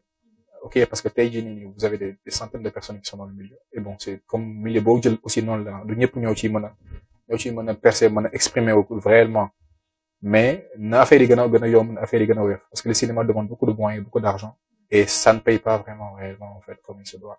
alors Raphaël ñu ngi lay jaajëfalaat bu baax ci leeral yu am solo yi donc ñu dikk ak yow ci question bi di quelles sont vos perspectives pour l'avenir du cinéma africain et son rôle dans la promotion de l'unité et du développement du continent. alors li may souhaiter mooy d'abord que le cinéma africain se porte mieux. tey jii nii encore une fois ñi ci acteurs yi ci nekk mën ci gis seen bopp. parce que c'est bien de vivre sa passion mais c'est aussi important de vivre de sa passion. parce que tey yombul on n'a pas d'industrie. On n'a pas vraiment d'industrie. Peut-être am na dëkk yoo xamante ni ñu ngi ciy génn. le Nigeria. Nollywood qui est je pense troisième industrie cinématographique au monde. de par espace de consommation bi parce que effectivement le Nigeria c'est un grand pays. Donc vraiment il y a de quoi faire des films qui sont produits dans ce pays-là. Exactement. Ok, il y a aussi l'Afrique du Sud qui arrive à faire de grandes choses. Ok, vous avez aussi le Maghreb qui déjà ñoo njëkk dugg ci cinéma bu l'Afrique en général. Donc déjà avant les indépendances on avait les premières productions cinématographiques. Donc li ñuy souhaiter mooy que le cinéma se porte mieux ñi ci acteurs yi ci nekk mën ci gis seen bopp et que aujourd'hui par rapport au panafricanisme qu'on puisse davantage parler de l'Afrique telle qu'elle est et telle qu'elle devrait être parce qu'il y a l'Afrique telle qu'elle est et telle qu'elle devrait être. Parce qu'aujourd'hui boo jëlee ci yenn domaines yi on ne veut pas trop en parler parce qu'on ne veut pas qu'on en parle. On veut forcément encore une fois on est toujours téléguidé pour que ñu bind yenn histoire yi wala di raconter yenn histoire yi tel que en tout cas certaines niñ ko bëggee quoi c'est certaines entités ni ñu ko bëggee alors que c'est pas forcément c'est bu demee noonu nga gis koo xamante ne dina bind scénario ba mu rafet mais film bu ñu demee tournage ba nu mu koy bindee ça n'a rien à voir avec li mu kii wax il y a beaucoup de gens boo leen poser question bind naa ko mais je suis pas vraiment satisfait parce que lu mën a wax waxuma ko donc on ait aussi cette liberté qu'on ait plus de liberté dans ce que nous disons dans ce que nous faisons parce que c'est important boo jëlee à l'échelle du Sénégal que l'industrie se porte mieux aujourd'hui que le cinéma puisse être accessible que le grand public puisse vraiment porter un intérêt vraiment réel quoi et aujourd'hui et ça passe par l'éducation moi je me dis que la plupart des mots que nous avons en Afrique li koy résoudre premièrement mooy l'éducation c'est qu'on nous enseigne ok et ça c'est important vous allez me permettre de revenir un peu en arrière pour raconter un peu comment je me suis intéressé au cinéma africain. J'ai d'abord ça fait bizarre de le dire, mais j'ai d'abord regardé un film vampire qui m'a épaté. Ça fait bizarre, mais tant boy, j'avais même pas encore 10 ans. Et j'ai pas dormi la nuit. Je regarde le film vampire, je me dis, mais ça m'a fasciné. Ça m'a fasciné. C'est comme ça que j'ai commencé par porter mon intérêt au cinéma.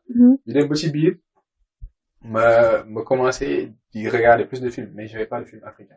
Parce qu'à l'époque, les télés ne mettaient pas trop de films africains. Le péché, à me donner une même si de donc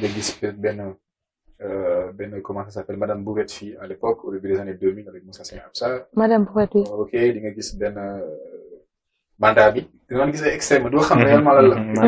Théâtre sama ko jàppee woon quoi. Ok, di dem ba ci biir, bon, c'est très récemment, j'avoue, que cette notion de panafricanisme là, c'est vraiment très récemment. Et je l'ai pas eu à l'école. Moi, j'ai plus appris dans les livres qu'à l'école. J'ai l'impression même d'avoir perdu mon temps à l'école. Et c'est très récemment que j'ai eu cette chance. Donc, que l'éducation, le système éducatif qu'on a puisse vraiment passer en paix tout ça, le xoolaat affaire yi. Donc que boy mën a porter cet intérêt ci art en général. Ok, très tôt à l'école rek ñu xam lan mooy théâtre, ñu xam lan mooy musique, ñu xam lan mooy cinéma, pour que après ñu mën a màgg ak moom.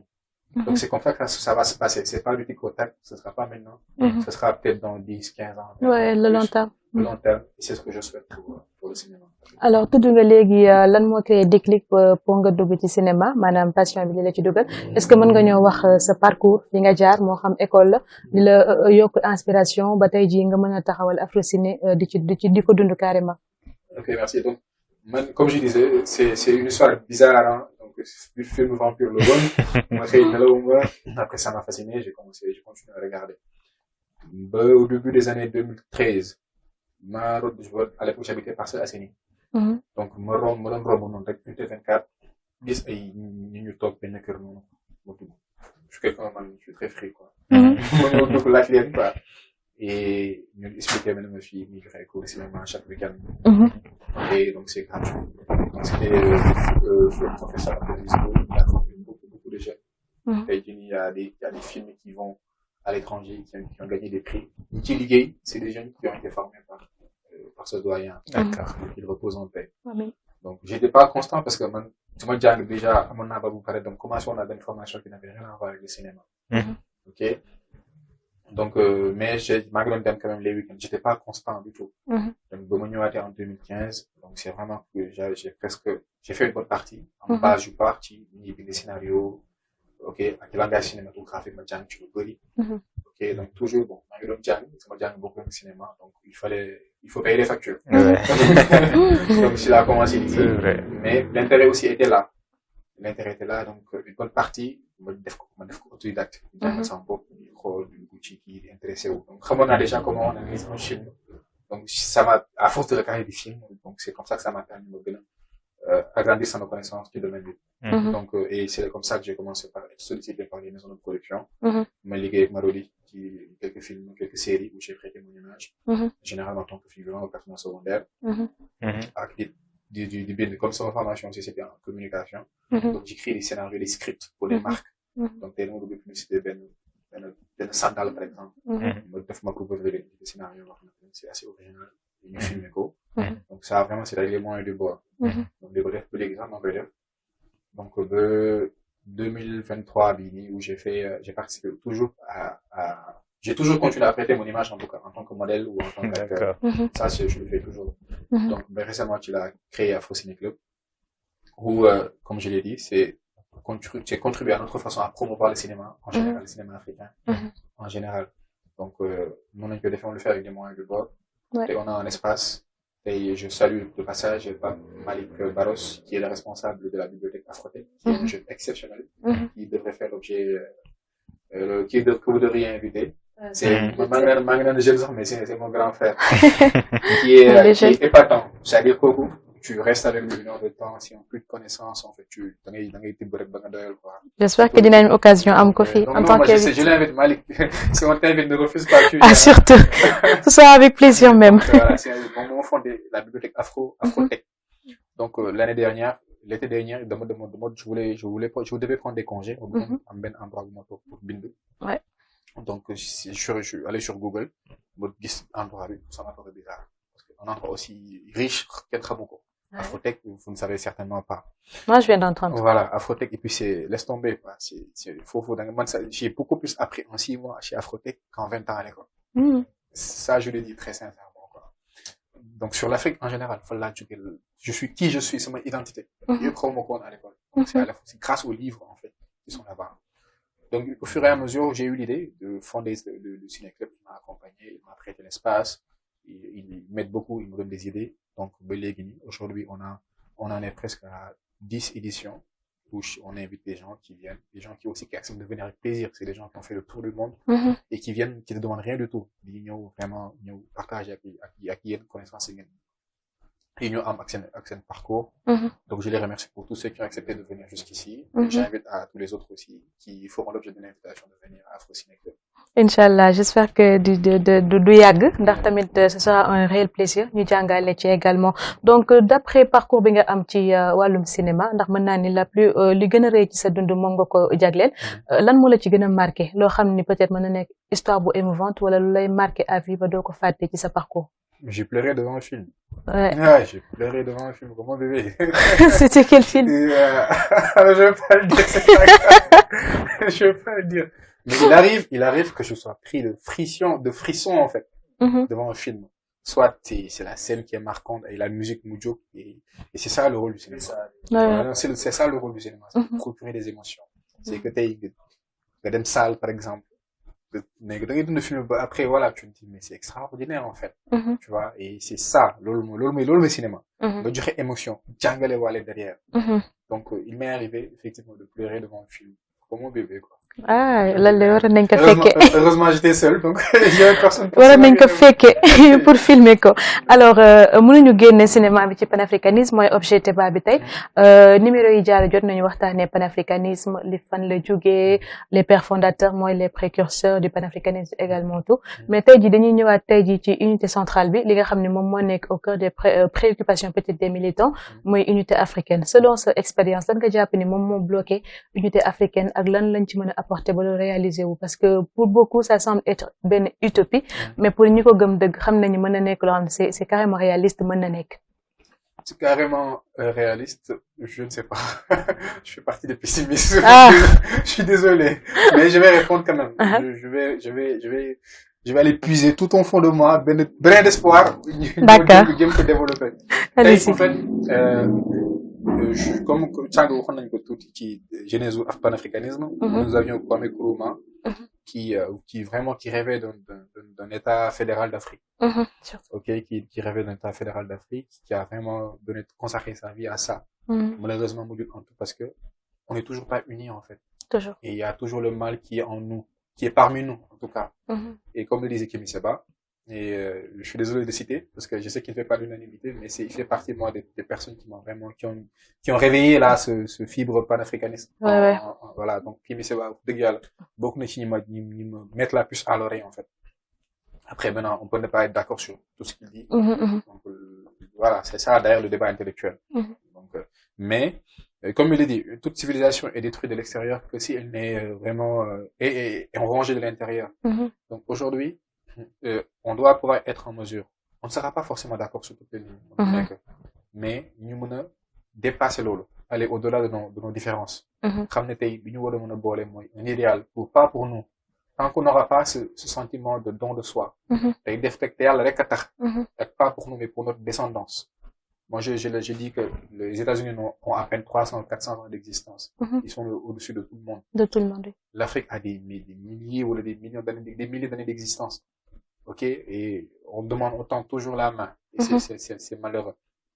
Donc, j'étais très sceptique. Mais ce qui s'est passé récemment au Sénégal, la manière dont la démocratie a parlé et qu'aujourd'hui les jeunes ont en tout cas pu retrouver un certain espoir, me fait aussi dire que peut-être c'est possible aujourd'hui que les choses progressivement puissent se faire et que dans quelques années, dans plusieurs années, peut-être je serai pas là, nous ne serons pas là, peut-être que ça se fera. Alors ñu bari tey jii peut-être mën nañ nekk des détracteurs wala ñoo xamante ni comme ni nga ni sànq ça fait pas l'unanimité wala bokkuñu gëm-gëm mën nañ jàpp ni on est au 21e dañ naan ay idéaux wala doctrine yi nga xam ne panafricanisme mu ngi ko am ak ñu koy doxalee li ñuy organiser ils se disent que c'est révolu. Par contre ñi ko gëm jàpp si ñoom ñi ngi jàpp ni loolu mooy seul salut pour unité africaine wala moom carrément sa bopp ban xalaat nga am si jàngat boobu. Nous on ne fera jamais l'unanimité. Personne ne fera. Même Dieu, le bon Dieu ne fait pas l'unanimité. Donc, l'unanimité doit am. Et que, aujourd'hui, dañu war a jàpp mooy, lan moo gën ci ñun. C'est ça la bonne question qu'il faut se poser toujours. Lan moo gën ci africain. Et l'éducation. Gis nga tey, nit ki mën nga ñëw di ko wax fii ba suba. Tant que xamul moom ay kan, li nga koy wax du ko xam. Ça, c'est important. Tey je peux venir te parler. Si tu ne connais pas ton histoire, on ne connaît pas notre histoire. Xamuñu suñu histoire, xamuñu lan lañ dund. Suñu maam yi xamuñu lan lañ dund. Xamuñu lan lañ doon def, ce qu'ils ont vécu, ce qu'ils ont traversé. Tant que loolu xamuñu ko, il sera difficile de vraiment poser un débat où les gens pourront vraiment avoir des contributions objectives et intéressantes. Ça passe par l'éducation. Nañu xoolaat nan lañu jàngalee suñuy doom. Comment l'éducation est transmise à nos enfants. Et au fil des années, nous parviendrons à fabriquer, mais en tout cas avoir des enfants qui sont assez outillés pour continuer le travail que nos aînés ont commencé. Perpétuer l'œuvre. Nous, voilà, on va juste être des relayeurs, on va juste passer le témoin, mais ça passe par l'éducation. Oui, sans nul doute. Alors, bon message, wala nga espérer pour public bi ñi seetaan surtout la jeunesse ñu retenir ko ci émission bi ci lu jëm ci wàllu cinéma africain ak le panafricanisme. Alors, ñu xam ne déjà que il y a le cinéma africain existe. C'est ça que je dis. Ñu bari xamuñu que le cinéma africain existe. Et que niñ ci gën a intéressé wu. Buñ ci intéressé wu dinañ xam dinañ leen jàngal lu bari. Déjà sur l'Afrique en général, sur le panafricanisme aussi. Am na film yu bari, il suffit juste nga dem internet boo tapé nga def tout top des plus grands cinéastes africains ou panafricanistes di nga gis ay films yoo xam ne boo ko seetaanee dina am lu mu lay yokkal. Et puis dina la jox un regard nouveau en fait sur l'Afrique et sur le panafricanisme. L'Afrique d'où elle vient, l'Afrique ce qu'elle a vécu, ce qu'elle a traversé, et l'Afrique ce qu'elle mérite réellement. Donc man tey cinéma existe, le cinéma africain existe. Donc et nous devons être ku ci nekk da nga war a jàpp ci combat bi comme on dit, jàpp ci combat bi déjà pour que ce secteur puisse continuer à rayonner d'abord en Afrique, ok, et puis rayonner aussi à l'international et qu'il garde son authenticité. Parce que authenticité dara gënu ko tey dara gënul yées tey nga ñëw jël benn histoire boo xam ne ça concerne l'Afrique nga maquiller ko dem présenter ko feneen et tu revendiques de l'Afrique alors que c'est pas de l'Afrique. Et ça c'est quelque chose contre laquelle on doit se battre vraiment contre comment on appelle ça, passez-moi l'expression, la falsification de l'histoire. Voilà, il faut rechercher l'authenticité. Il faut toujours qu'on recherche l'authenticité. Et c'est les Américains qui parlent des Amazones du Pérou. Tu vois, récemment avec le film Woman King, qui fait parler de l'unanimité. Tu vois un peu. Donc, c'est les Français qui vont parler des tirailleurs. Parce que malheureusement, ça, même pour faire ces films, la documentation n'est pas en Afrique. Tu vois, donc c'est malheureux. Le Woman King, bon, l'exemple Woman King, ils ont réalisé, effectivement, nous avons Bénin pour un peu histoire bi, comment les Amazones étaient et tout. Mais bien que réalisé, ça n'a pas fait l'unanimité. Moi, j'ai pas vraiment été séduit, en fait.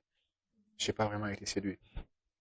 Donc, ça, on doit se battre pour ça. Alors, et vous me permettez de faire une parenthèse sur, il y a une question la dernière fois qu'on avait posée à Afro Ciné Club. C'est quoi même le cinéma africain? Qu'est-ce qui peut être considéré comme le cinéma africain? Surtout. Ça, c'est une question. Bon, moi, j'ai donné ma réponse. L'autre a donné sa réponse. On ne s'entendait pas forcément. Tu vois. Et ça, c'est une question. Là, le cinéma africain. Est-ce que il y a un film récemment en salle, je vais pas le citer, qui parle effectivement de quelque chose qui concerne le Sénégal, l'Afrique. Qui a des personnages principaux africains, sénégalais. Mais les acteurs qui ont travaillé autour du film ne sont pas sénégalais, ne sont pas africains. Tu vois, donc, ça, est-ce que ça peut être considéré comme un film africain? Tu vois? Pas du tout. C'est compliqué. Alors, maintenant, il y a d'autres qui disent que je respecte que c'est ça la liberté du cinéma, c'est qu'on ait raconter histoire bi nga bëgg raconter. Qu'on donne ça cette liberté aux gens. Mais je dis, man, africain, judo Sénégal, magé Sénégal, xëy na dem naa beneen dëkk, dem Chine, xëy na def fa 10 ans. Est-ce que su ma bind tey un film sur la Chine, est-ce que je serais légitime? Est-ce que j'aurais la légitimité pour parler de la Chine? Pas du tout. peut-être mën naa raconter une histoire qui me concerne toujours, peut-être qui sera un lien, qui aura un lien avec la Chine, d'accord, mais est-ce qu'une histoire vraiment qui concerne la Chine, est-ce que man, il y a une légitimité pour Non, raconter? du tout. C'est compliqué. Donc, Trop. voilà. Donc, moi, je pense qu'aujourd'hui, il faut vraiment qu'on revienne aux bases, en fait. Ça, c'est les sources. Voilà. Tu vois un peu qu'on essaie de gagner notre authenticité. On l'a longtemps volé. Il y a même entre nous, il y a pas un accord il y a pas une unanimité sur certains sujets. C'est assez basique. Même l'histoire de Souniata Keita, ça, il y en a qui disent que non, demain ou ni la demain. Mais on est fatigué. C'est ça. Il y a beaucoup d'histoires. Beaucoup de polémiques autour de certains sujets. Alors que ça, c'est l'œuvre d'une main extérieure contre laquelle on devait se battre et qu'on doit continuer de se battre. Alors, d'après li nga wax kon lan lañ mën a jàpp ni moom mooy cinéma africain yan critères lay remplir. Ça c'est la question. J'ai dit sérieusement, ça fait l'objet d'un débat. D'un débat, oui. Oui, sérieusement quoi. Alors pour moi, un cinéma peut être considéré comme africain quand il parle de l'Afrique et quand il parle aux Africains. Je peux regarder un film qui parle de l'Afrique mais qui ne me parle pas. Gisuma ci sama bopp. Afrique nga ko tourné, les personnages principaux africains lañu, histoire bi africain la. Mais ça ne me parle pas parce que tel que tu l'as raconté, je ne me sens pas dedans, je ne me vois pas dedans. Donc pour moi, un film il est africain quand il parle de l'Afrique et quand il parle aux Africains. Alors jaajëf Raphaël ñu ngi lay santaat bu baax ci intervention bi mu mel ni wax nga ba dugg ci affaire ancrage valeurs yi sama xel dafa dem si dara donc lu ma arrivé hier donc dama nekkoon ci benn bus may voyager ma gis benn xale bu taxaw donc je voulais pas que taxaw bi étant mu nekk xale je pense 4 ans wala 5 ans ma ouf ko pour alléger ko également jox ko sama téléphone indil ko dessin animé pour mu bañ a ennuyer wu alors là ma indil ko conte africain yi ñu indi léegi les Kokolay Amina Tole et tout mais à chaque fois damay gis soo ko tegalee dafay yëkkati baax bi indi dessin animé yu tubaab bi donc les Aham Sam avec des blancs de même que benn constat bu ma def même poupée soo ko jëndalee poupée noire xale yi duñ ko bëgg baax bi la ñuy bëgg donc loolu est-ce que nekkul ni li nga xam ne moom lañ hérité chaque jour ma koy wax ci colonisation bi dem ba indil ñu des complexes ndax jarul tey yéen ñi nga xam ne yéen a ngi porter benn combat à travers le panafricanisme ngeen am lu ngeen xalaat même bu fekkee benn cadre regroupé wu pour même élémentaire bi ñuy tàmbali ñu commencer système bi proposer ko pour dugal si loolu noonu du panafricanisme mais également suñu histoire vraie bi nag pas falsifiée jàngal ko jeunes yi. Effectivement ñun par exemple au jëlee Afro-Sénégal on a des programmes yoo xam ne ça va viser les écoliers.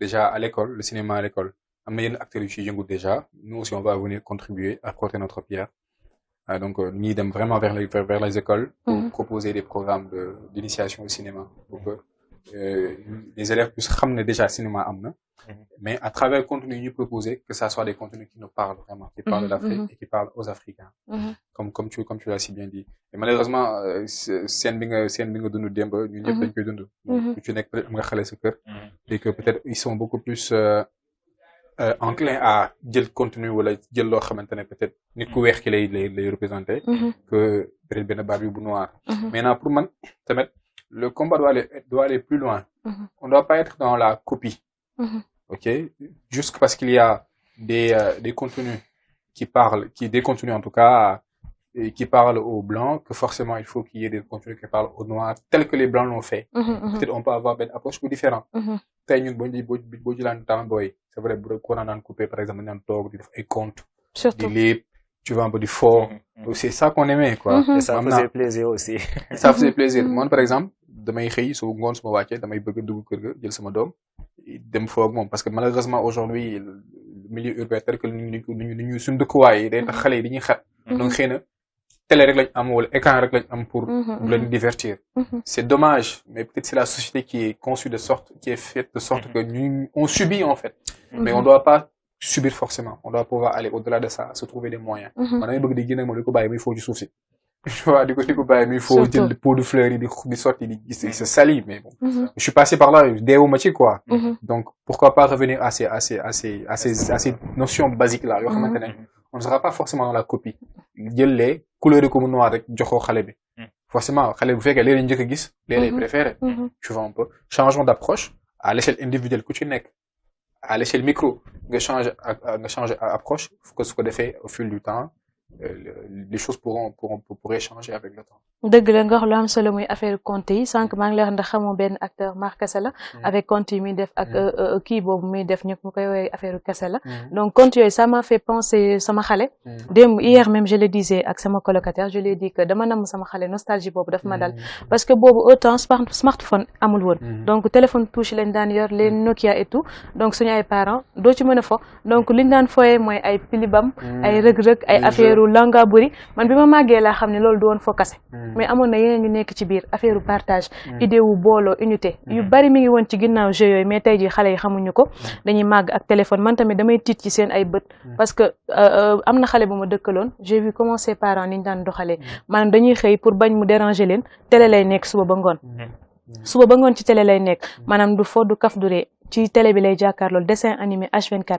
beneen xale aussi à Touba xawma ko dañ ma ko nettali ñu ne xale bi dafa dem ba am benn âge bi mënta wax parce que day mimé comme Mickey yi ñoom duñ wax ñi mimé noonu lay def parce que moom lañ ko yaree moom la tàmm seetaan télé donc loolu war nañ ci defaat ay sensibilisation jëm ci xale yi donc ñu ñëw ci yow Khadim li mu doon wax léegi ci ancrage valeurs yi mais surtout culturel lan nga ci xalaat. Voilà comme ni mu ko expliqué sànq rek ñun ñëpp am nañ au moins benn kii boo xamante ne benn moment boo xamante ne dund nañ comme li nga expliqué nii mooy comme côté xale yi même tey boo xoolee si production comme élément yooyu noonu comme niñ koy defaree des fois da ngay gis Mickey bi nga xamante ne day présenté wu si couleur noire day doon benn kii bu vilain boo xamante ne des fois ça fait peur surtout am na sama benn doom ba jën xale la nii mais damay gis que même buy seetaan sax yaayam affaire buy waaj a ñëw day gaawantu pousser ko parce que bu yeggee foofu xale bi day jooy parce que ñemewul kii bi donc boo xoolee day doon loo xamante ne même buñ ko si dugalee dañuy def le tout pour déstabiliser l'homme noir donc ñun tey ñoo war a orienté wu si li nga xamante ne mooy production yoo xamante ne ils sont typiquement sénégalais tey te ku mel ni moom tey doon na koo xamante ne tey dinañu gën a dimbali si loolu parce que tey bu ñu mettre sur place des choses yoo xamante ne tey dinañu permettre ñu mën a accéder si genre kii yu mel genre film yu mel noonu soit ay espace de jeu yoo xamante ne xale bi tey dina fa mën a gis loo xamante ne dafay nekk en relation ak li nga xamante ne mooy valeurs yi nga xamante ne moo nekk si fi mu juddoo c'est-à-dire valeurs yi nga xamante ne ay valeurs kii lañ valeurs yoo xamante ne valeurs yi ñu moom la donc daf koy permettre surtout mu màggaaleeg loolu noonu te loolu da koy permettre ba mënut a gis leneen loo xamante ne dina fëkk bëtam te aussi côté école yi tey ñun war nañoo am comme ni ñuy amee matière boo xamante ne dañ koy dédié par exemple si grammaire vocabulaire au début y avait lecture mais certainement moment ñu toll nii j'espère que c'est un peu difficile d'en parler mais il y a beaucoup d'écoles yoo xamante ne lecture bi c'est à revoir parce que da ngay gis ay élèves yoo xamante ne dañuy ñëwaat ba kër ga yaay obligé di def le tout pour jàngal leen ni ñuy lire et c'est un peu compliqué donc war nañoo def le tout pour au moins ñu leen di tegal des films yoo xamante ne tey dañ leen di permettre surtout ñu am benn amour envers kii boobu noonu envers cinéma te c'est quelque chose loo xamante ne c'est très instructif et surtout da lay permettre nga am benn culture générale xam aussi tey fooy teg sa tànk parce que tey da ngay gis ñoo xamante ne si yenn film yi ñuy dévoiler mbañ gi nga xamante ne des fois mu ngi woon suñu maam yi tey ñu nar leen def loo leen loo xamante ne da leen di jaral sax ñu rey leen waaye duñ ko def tey day dem ba yow loolu noonu tey li nga xamante ne yaa ngi koy jàngee si ñoom da lay permettre au moins yow tamit nga ne carrément man samay maam nii lañ doon dundee donc ñun dañu am des valeurs yoo xamante ne dañ ko war a respecter donc dinaa def le tout ba lii nii ma koy doxalee comme ñoom niñ ko doon doxalee et film aussi sànq maa lay wax film Mariama Ba kii mi ngi ma naan si littérature la voilà mais tey ni nga xamante ne def nañ ko des fois di teg comme film yu mel noonu di ko dugal si programme bi tey pourquoi pas ñu def le tout ba école bi ñu def le tout pour rassembler tous les élèves di leen tegal yenn moments yi di leen tegal même bu fekkee ne par quinzaine lañ koy def puisque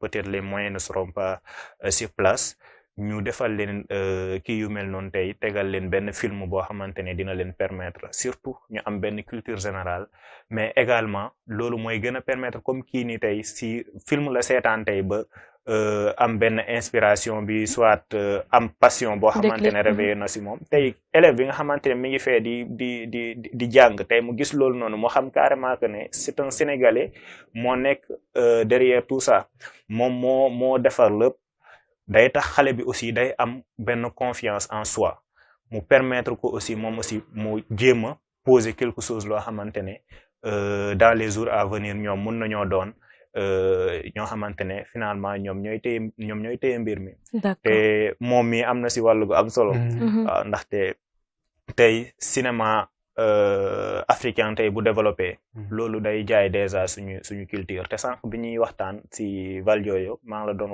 waxi comme valoriser tey li nga xamante ne moom lañ ñu bayil tey li ñu gën a sonal mooy dañoo bay li nga xamante ne moom lañ ñu bayil di quémander quelque chose loo xamante ne ça ne nous appartient pas tey da ngay xool même suñuy série tey dañuy dem ba même pour parler langue bi nga xamante ne comme wolof la ak yooyu noonu voilà wala boog tey lieu d'habitation yi pour mu doon quelque chose loo xamante ne c'est typiquement africain ça pose problème parce que dañuy bëgg conduire des voitures luxe et que affaire yooyu c'est vrai que si innovation la bokk voilà parce que dañuy innover di dem ci benn ère bu bees waaye tamit day baax des fois ñuy révéler quelque chose loo xamante ne dafay original Sénégal limité wut seulement si Dakar wala les centres urbains mais ñuy dem di allier des fois même bu ñuy tourner quelque chose dans nos villes ñu def le tout ba aussi woo li nga xamante ne mooy le monde rural tey ñu booleen par exemple man maa ngi dëkk si biir Saloum dëkk bu ñu naan Paracel peut-être yéen c'est la première fois ngeen dégg dëkk bi tey li nga xamante ne tey moo fa nekk en tant que kii tey comme mag ñi fa ne tey des fois dinañ la raconter quelque chose loo xamante ne après yow da nga naan carrément lii nii ça mérite d'être étudié par exemple tey ñu raconter la benn histoire wala boog loo xamante ne jot na fa xew tey peut-être yow mi ñu ko expliquer yow kese yaa ko xam te aussi ñun boo xoolee jegeetuñ mag ñi aussi parce que des fois da ngay gis da ngay ñëw toog ak mag mu expliquer la quelque chose loo xamante ne amaana da ngay am envie jël benn bic ak say feuille noté et ça va surtout te permettre tey nga mun a élargir loolu noonu après xool yan suite la loolu noonu qui procurer et en termes de recherche puisque ñun si domaine recherche master recherche laa nekk en géographie j'ai eu à effectuer des déplacements et premier kii bi nga xamante ne introsé naa ko muy benn jaraaf mooy le jaraaf de Mbour bi ma ñëwee juste aspect historique si la ma andi donc ne man maa ngi demoon si benn domaine bu particulier mais après bu mu ñëwee di ma expliquer histoire finalement je voulais rester si kii boobu noonu mooy ñu des si loolu noonu mu expliquer ma carrément li nga xamante ne jot na fa am ak tey fi ñu jaar ba yenn question yi nga xamante ne ñu ngi siy intéressé wu ba ñu koy poser sur la table donc pour encore xam naa basculer naa un peu génn si question bi mais pour revenir si question bi mooy que ne ñun ñi ñoo war a def le tout comme moom ni mu koy expliquer sànq ni mu koy defee ak doomam ñu def le tout ba suñuy doom wala boog suñuy rakk sax ñu leen di jàngal quelque chose loo xamante ne tey day contribuer si valorisation wu produits yi nga xamante ne ce sont des produits typiquement africains et que suñuy état aussi dañ ci war a jouer un rôle boo xamante ne rôle bu important lay doon pourquoi pas même financer des fois yenn kii yi nga xamante ne tey nit ñi dinañ mun a accéder tey en collaboration avec ñi nga xamante ne ñoo fi nekk di liggéey parce que tey loolu noonu en terme de valeur tey bu fekkee yar la rek loolu noonu tey moo gën a mën a yar parce que da nga rappeler fii des choses yoo xamante ne ñun ñëpp dund nañ ko mooy man je me rappelle très bien sama maam dañ doon ñëw toog des fois ñu ñuy raconter benn histoire comme des fois mun na doon comme par exemple bukki ak lëg Mhm. mais chaque fois yow xale bi bu ñu lay expliquer bëggoo doon bukki mais lëg nga bëgg a doon parce que chaque fois bu ñuy expliquer dañuy expliquer ne bukki voilà am moo na baax lëg moo bon benn comportement boo xamante ne ñu ngi koy alloué bukki ñuy jël lëg comme di wane que ne dafa yaru dafa muus Mhm. xam nga léegi après yow sa bopp moom ngay bëgg a doon imagine ñu expliquer la loolu noonu tey à chaque instant li nga xamante ne tey expliquer woon nañ ko si comportement bu bon yow sa bopp doo ko bëgg di yor Mhm. ñu expliquer la leneen loo xamante ne en terme de kii la quoi c'est-à-dire relation yi nga xamante ne war nga ko entretenir ak nit ñi ba si doylu aussi des fois muy ànd ak des chansons yoo xamante ne voilà boo koy rappelé woon yi ça fait plaisir et que tey dans les raisons j'espère que comme kii ni mu ko waxee juste dañu war a def le tout pour aussi dans tous les raisons ñu am des lieux yoo xamante ne tey dinañ mën comme les samedis voilà wala jours yi nga xamante ne nit ñi dinañ disponible ñu mën di accéder si yenn film yi ba yaakaar naa ne comme tey série sénégalais yi ni mu def ba yegg fii nii tey parce que y avait un certain moment boo xamante ne ñun tey duñ doon seetaan série sénégalais yi amaana sax production bi aussi demeewutoon noonu mais aujourd'hui on voit que voilà partout boo duggee YouTube ak fépp foo munti dugg di nga seetaan donc kii aussi disponibilité bi quoi si côté boobu noonu aussi pour ngeen jàppale si bu baax a baax ak aussi l'information mooy ñu def le tout pour acquérir fu ñuy jaar di moins ba acquérir les informations tey man bu ma demee seetaan tey film bi tey ma ñibbi sama benn xarit ma expliqué ko voilà moment yi nga xamante ne man jot naa ko fa dund amaana moom si boppam après dina ma ne la prochaine fois dama bëgg a ànd ak yow xam nga kooku noonu mun na andi keneen ak keneen et day doon des choses yoo xamante ne boo ko dundee mu neex doo ko bëgg a bàyyi. D'accord. Et vraiment voilà. Alors ñu ngi rafetlu bu baax sa liggéey et que di la ne bon sens pour la suite. Merci beaucoup Sëñ Khadim pour cette pertinente contribution en tout cas jàngaat nañ ci lu bari ñu ñëw ak Raphaël la dernière question mooy tey jii ñun ñi nga xam ne xuusuñu trop ci milieu cinématographique amaana suñ xam-xam àggu ci lu sore ndax jànguñu ko wala benn aperçu lañ ci am donc man lenn laa ci gis loo xam ne dama ko jàppee chef d'œuvre muy Thiaroye 44 donc ñu bari tamit xam nañ histoire boobu li ko lal mais également film bi ni mu demee sooy parler nga jël œil cinéma donc lan nga ñuy mën a wax ci Thiaroye 44 ak jàngale yi terminé ci ban film boo xam ne ba nga ko partager ak téléspectateurs yi yoo xamante ni marqué na la effectivement donc je vais juste revenir un peu ci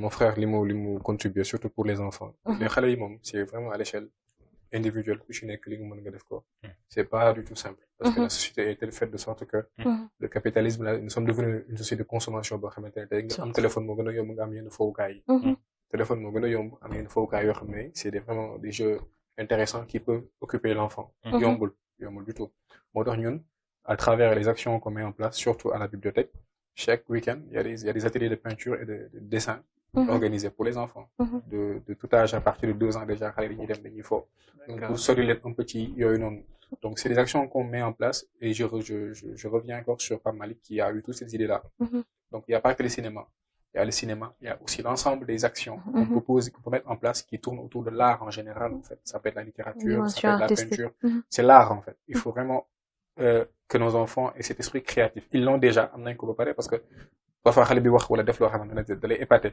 donc faut juste que mu pousser ko à ce que mu utiliser ko fu mu ko war a utiliser donc pour revenir un peu ci Thiaroye 44 comme je disais Samuel Ousmane c'est quelqu'un qui a toujours eu l'audace qui a toujours tenu tête en tout cas à ceux qui ne voulaient pas qu'il dise ce qu'il avait envie de dire et de raconter ce qu'il avait envie de raconter donc bi mu gisee ne que ce qui s'était passé à Thiaroye en 1944 on était vers la fin de la Deuxième Guerre mondiale non seulement on veut vraiment falsifier l'histoire nombre de décès yi fa am ak nombre de personnes massacrées yi dañ ko bëggoon wàññi vraiment def ko loo xamante ne lu ndaw la quoi ak beaucoup d'autres raisons pour la postérité pour l'histoire moo tax pour réaliser film bi peut-être des historiens du cinéma pourront donner beaucoup plus d'éléments donc bi mu koy réaliser pour moi c'est un film surtout pour son époque qui est extraordinaire dans la réalisation bi mu ko réaliser les moyens qui étaient vraiment mis pour vraiment réussir le film, c'était top. Donc, c'est un film de plus de 2 heures en plus. Ouais. Donc, bi mu ko réalisé, bi mu génne déjà, ça a été censuré en France pendant plus de 10 ans. Pendant 10 ans à peu près. Donc, film bi, c'était interdit pour nous diffuser en France. Parce que, voilà, ce que ça racontait, faut pas que, tu vois, c'est toujours comme ça, la censure. On est toujours victime de ça. Certaines personnes sont toujours victimes de ça. Donc, même Sénégal, d'après les annales de l'histoire, ça a été censuré pendant 3 ans, à peu près. Donc, gars, parfois, distribution, peut-être même, ou non. Mais comme c'était deux membres, ils s'occupaient pas de ça. Donc, il voulait juste raconter ce qu'il avait envie de raconter. Donc, le film est sorti. Et aujourd'hui, il y a ici des références. Et pour demain, si tu t'intéresses à ce qui s'est passé en 1944 à Thiaroye, on te cite forcément le film de Ousmane Sembène comme source, comme référence, en fait. Il y a des livres qu'on va te citer. Il y a le film aussi de Ousmane Sembène. Donc, il y a un film esthétiquement qui a été remarquablement bien fait. Il y avait vraiment de gros moyens qui ont été mis pour réussir ce film. Et aussi, sur le plan historique aussi, qui est su rester fidèle vraiment à l'immourant raconté, à l'immourant raconté. Donc, c'est tout à l'image de Ousmane Sembène, en fait. Le cinéaste militant qu'il était, cinéaste panafricain militant qu'il était. Donc, c'est ça. Alors, œuvre bi nga mën a partager ak film bi nga mën a partager ak le grand public. C'est compliqué. Quand tu as regardé des centaines de films. C'est ça, mais forcément am na benn bu la ci gën a inspiré. nga war a joxe benn rek. Wala léegi joxel ñaar mu gën a yomb. C'est compliqué pour man. Djibril Diop Mambéty ak Ousmane Sembène. C'est film bi da ngeen war a seetaan. D'accord. Voilà. Maintenant, je vais en citer 2. Ousmane Sembène, pour man, qui, il y a déjà Borom Saret, qui est son premier film. Borom Saret, son premier court-métrage de 1963. On m'a dit que réalisé. 20 minutes, qu'est-ce que c'est là? 20 minutes. Mais film, déjà, contexte, ni mu ko bindé, ni mu ko réalisé, ak li mu ciy wax. Il y a un doyen qui s'appelle Modibo Diawara. Pour le décortiquer le film, c'est extraordinaire, en fait. Les messages, vraiment, que Ousmane Sembène voulait envoyer, en fait, à travers ce film-là. Donc, Borom Saret l'a cité. Et, bon, on va dire, Tokibuki de esthétiquement aussi, qui est un film extraordinaire. Alors, ñu ngi lay santaat bu baax Raphaël xam naa temps bi moo ñu xoj li duuf ci nag bi xaju ci cin li comme le disent les wolof mais bëggoon nañ profiter waat ci sa xam-xam ndax andil nga ñu leeral yu bari yu am solo on a beaucoup appris hein. Je précise. C'est xam-xam oui ça c'est xam-xam qui parle alors. C'est la passion qui parle. Vraiment. Également le xam-xam. Donc ñu bàyyi la nga tàggatoo ak téléspectateurs également les auditeurs. Ok, de les remercier de l'invitation, oui. D'inviter mon frère avec qui j'ai partagé le plateau. De les remercier aussi de l'invitation, oui. Bon, peut-être on a écorché quelques noms, peut-être Dioum nañ ci li ñu wax. Donc ñu ngi ci jégalu. C'est la passion qui nous guide et quand la passion nous guide parfois dañuy dem rek quoi, tu vois.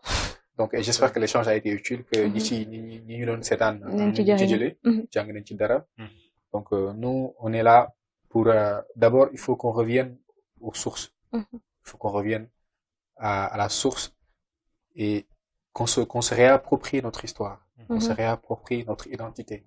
Comme les chers de job du Warek, formez-vous de science. Jusqu'aux dents, en fait. Armez-vous de savoir, formez-vous de science jusqu'aux dents. Et arrachez votre patrimoine culturel. Et arrachez votre patrimoine culturel. Donc, l'autre beaucoup garder rek. Tu vas un peu, dara du fait ce but, et di nga xam fan ngay dem, quoi. Donc, c'est très important qu'on sache qui on est. C'est très, très important. Donc, donc j'en profite pour vous féliciter cette initiative. C'est pas évident. Et les gens auront plus envie de faire autre chose, de regarder autre chose que de vous regarder, mais ça viendra. Et ne lâchez pas prise. Et vous le faites pour la postérité. Merci beaucoup. Alors, niñ ko waxee sànq dégg nañ ci fierté d'appartenance, retour à la source, originalité, fonk li nga moom. Alors loolu lépp day duggaat ci autre panafricanisme. Mbokk yi ak xarit yi ñuy seetaan di ànd ak ñun saa su nekk tey ñu ngi doon waxtaanee panafricanisme à travers 2 rubriques au cœur du panafricanisme. ñu ci doon waxtaanee cinéma et panafricanisme àndoon ci ak Raphaël Oussou donc nekk cinéaste également scénariste créé li nga xam ne mooy Africiné Afrociné excusez-moi Afrociné donc deuxième rubrique nekkoon leader de l'ombre ñi àndoon ci ak Khadim Diop mu ñu doon waxtaanal li nga xam ne mooy Valdiodio Ndiaye donc nekkoon figure politique Sénégal ñi ngi leen di joxaat dig daje ajuma bi di ñëw inshallah 10h midi. 10h midi. 10h midi. 10h midi. 10h midi. 10h midi. 10h midi. 10h midi. 10h midi. 10h midi. 10h midi. 10h midi. 10h midi. 10h midi. 10h midi. C'est votre matinale éducative. asalaamaaleykum seen télévision bi jiitu ci Afrique ci wàllu jàng jàngale ak yar ñu naan ko télé école moo leen indil programme bu mag ñu tuddee ko waa daara ji fas yéene ànd ak yéen fépp fu daara am ci Sénégal ngir yaatal xam-xam ak won leen li daara defar ci mim réew émission bi nag di waa daara ji dañ koy bàyyeeg ñooñ daara ñu di ko taxawu ànd ak comité scientifique bu télé école ak télé école ngir xam ne daara ji kenn jiituwu ko ci éducation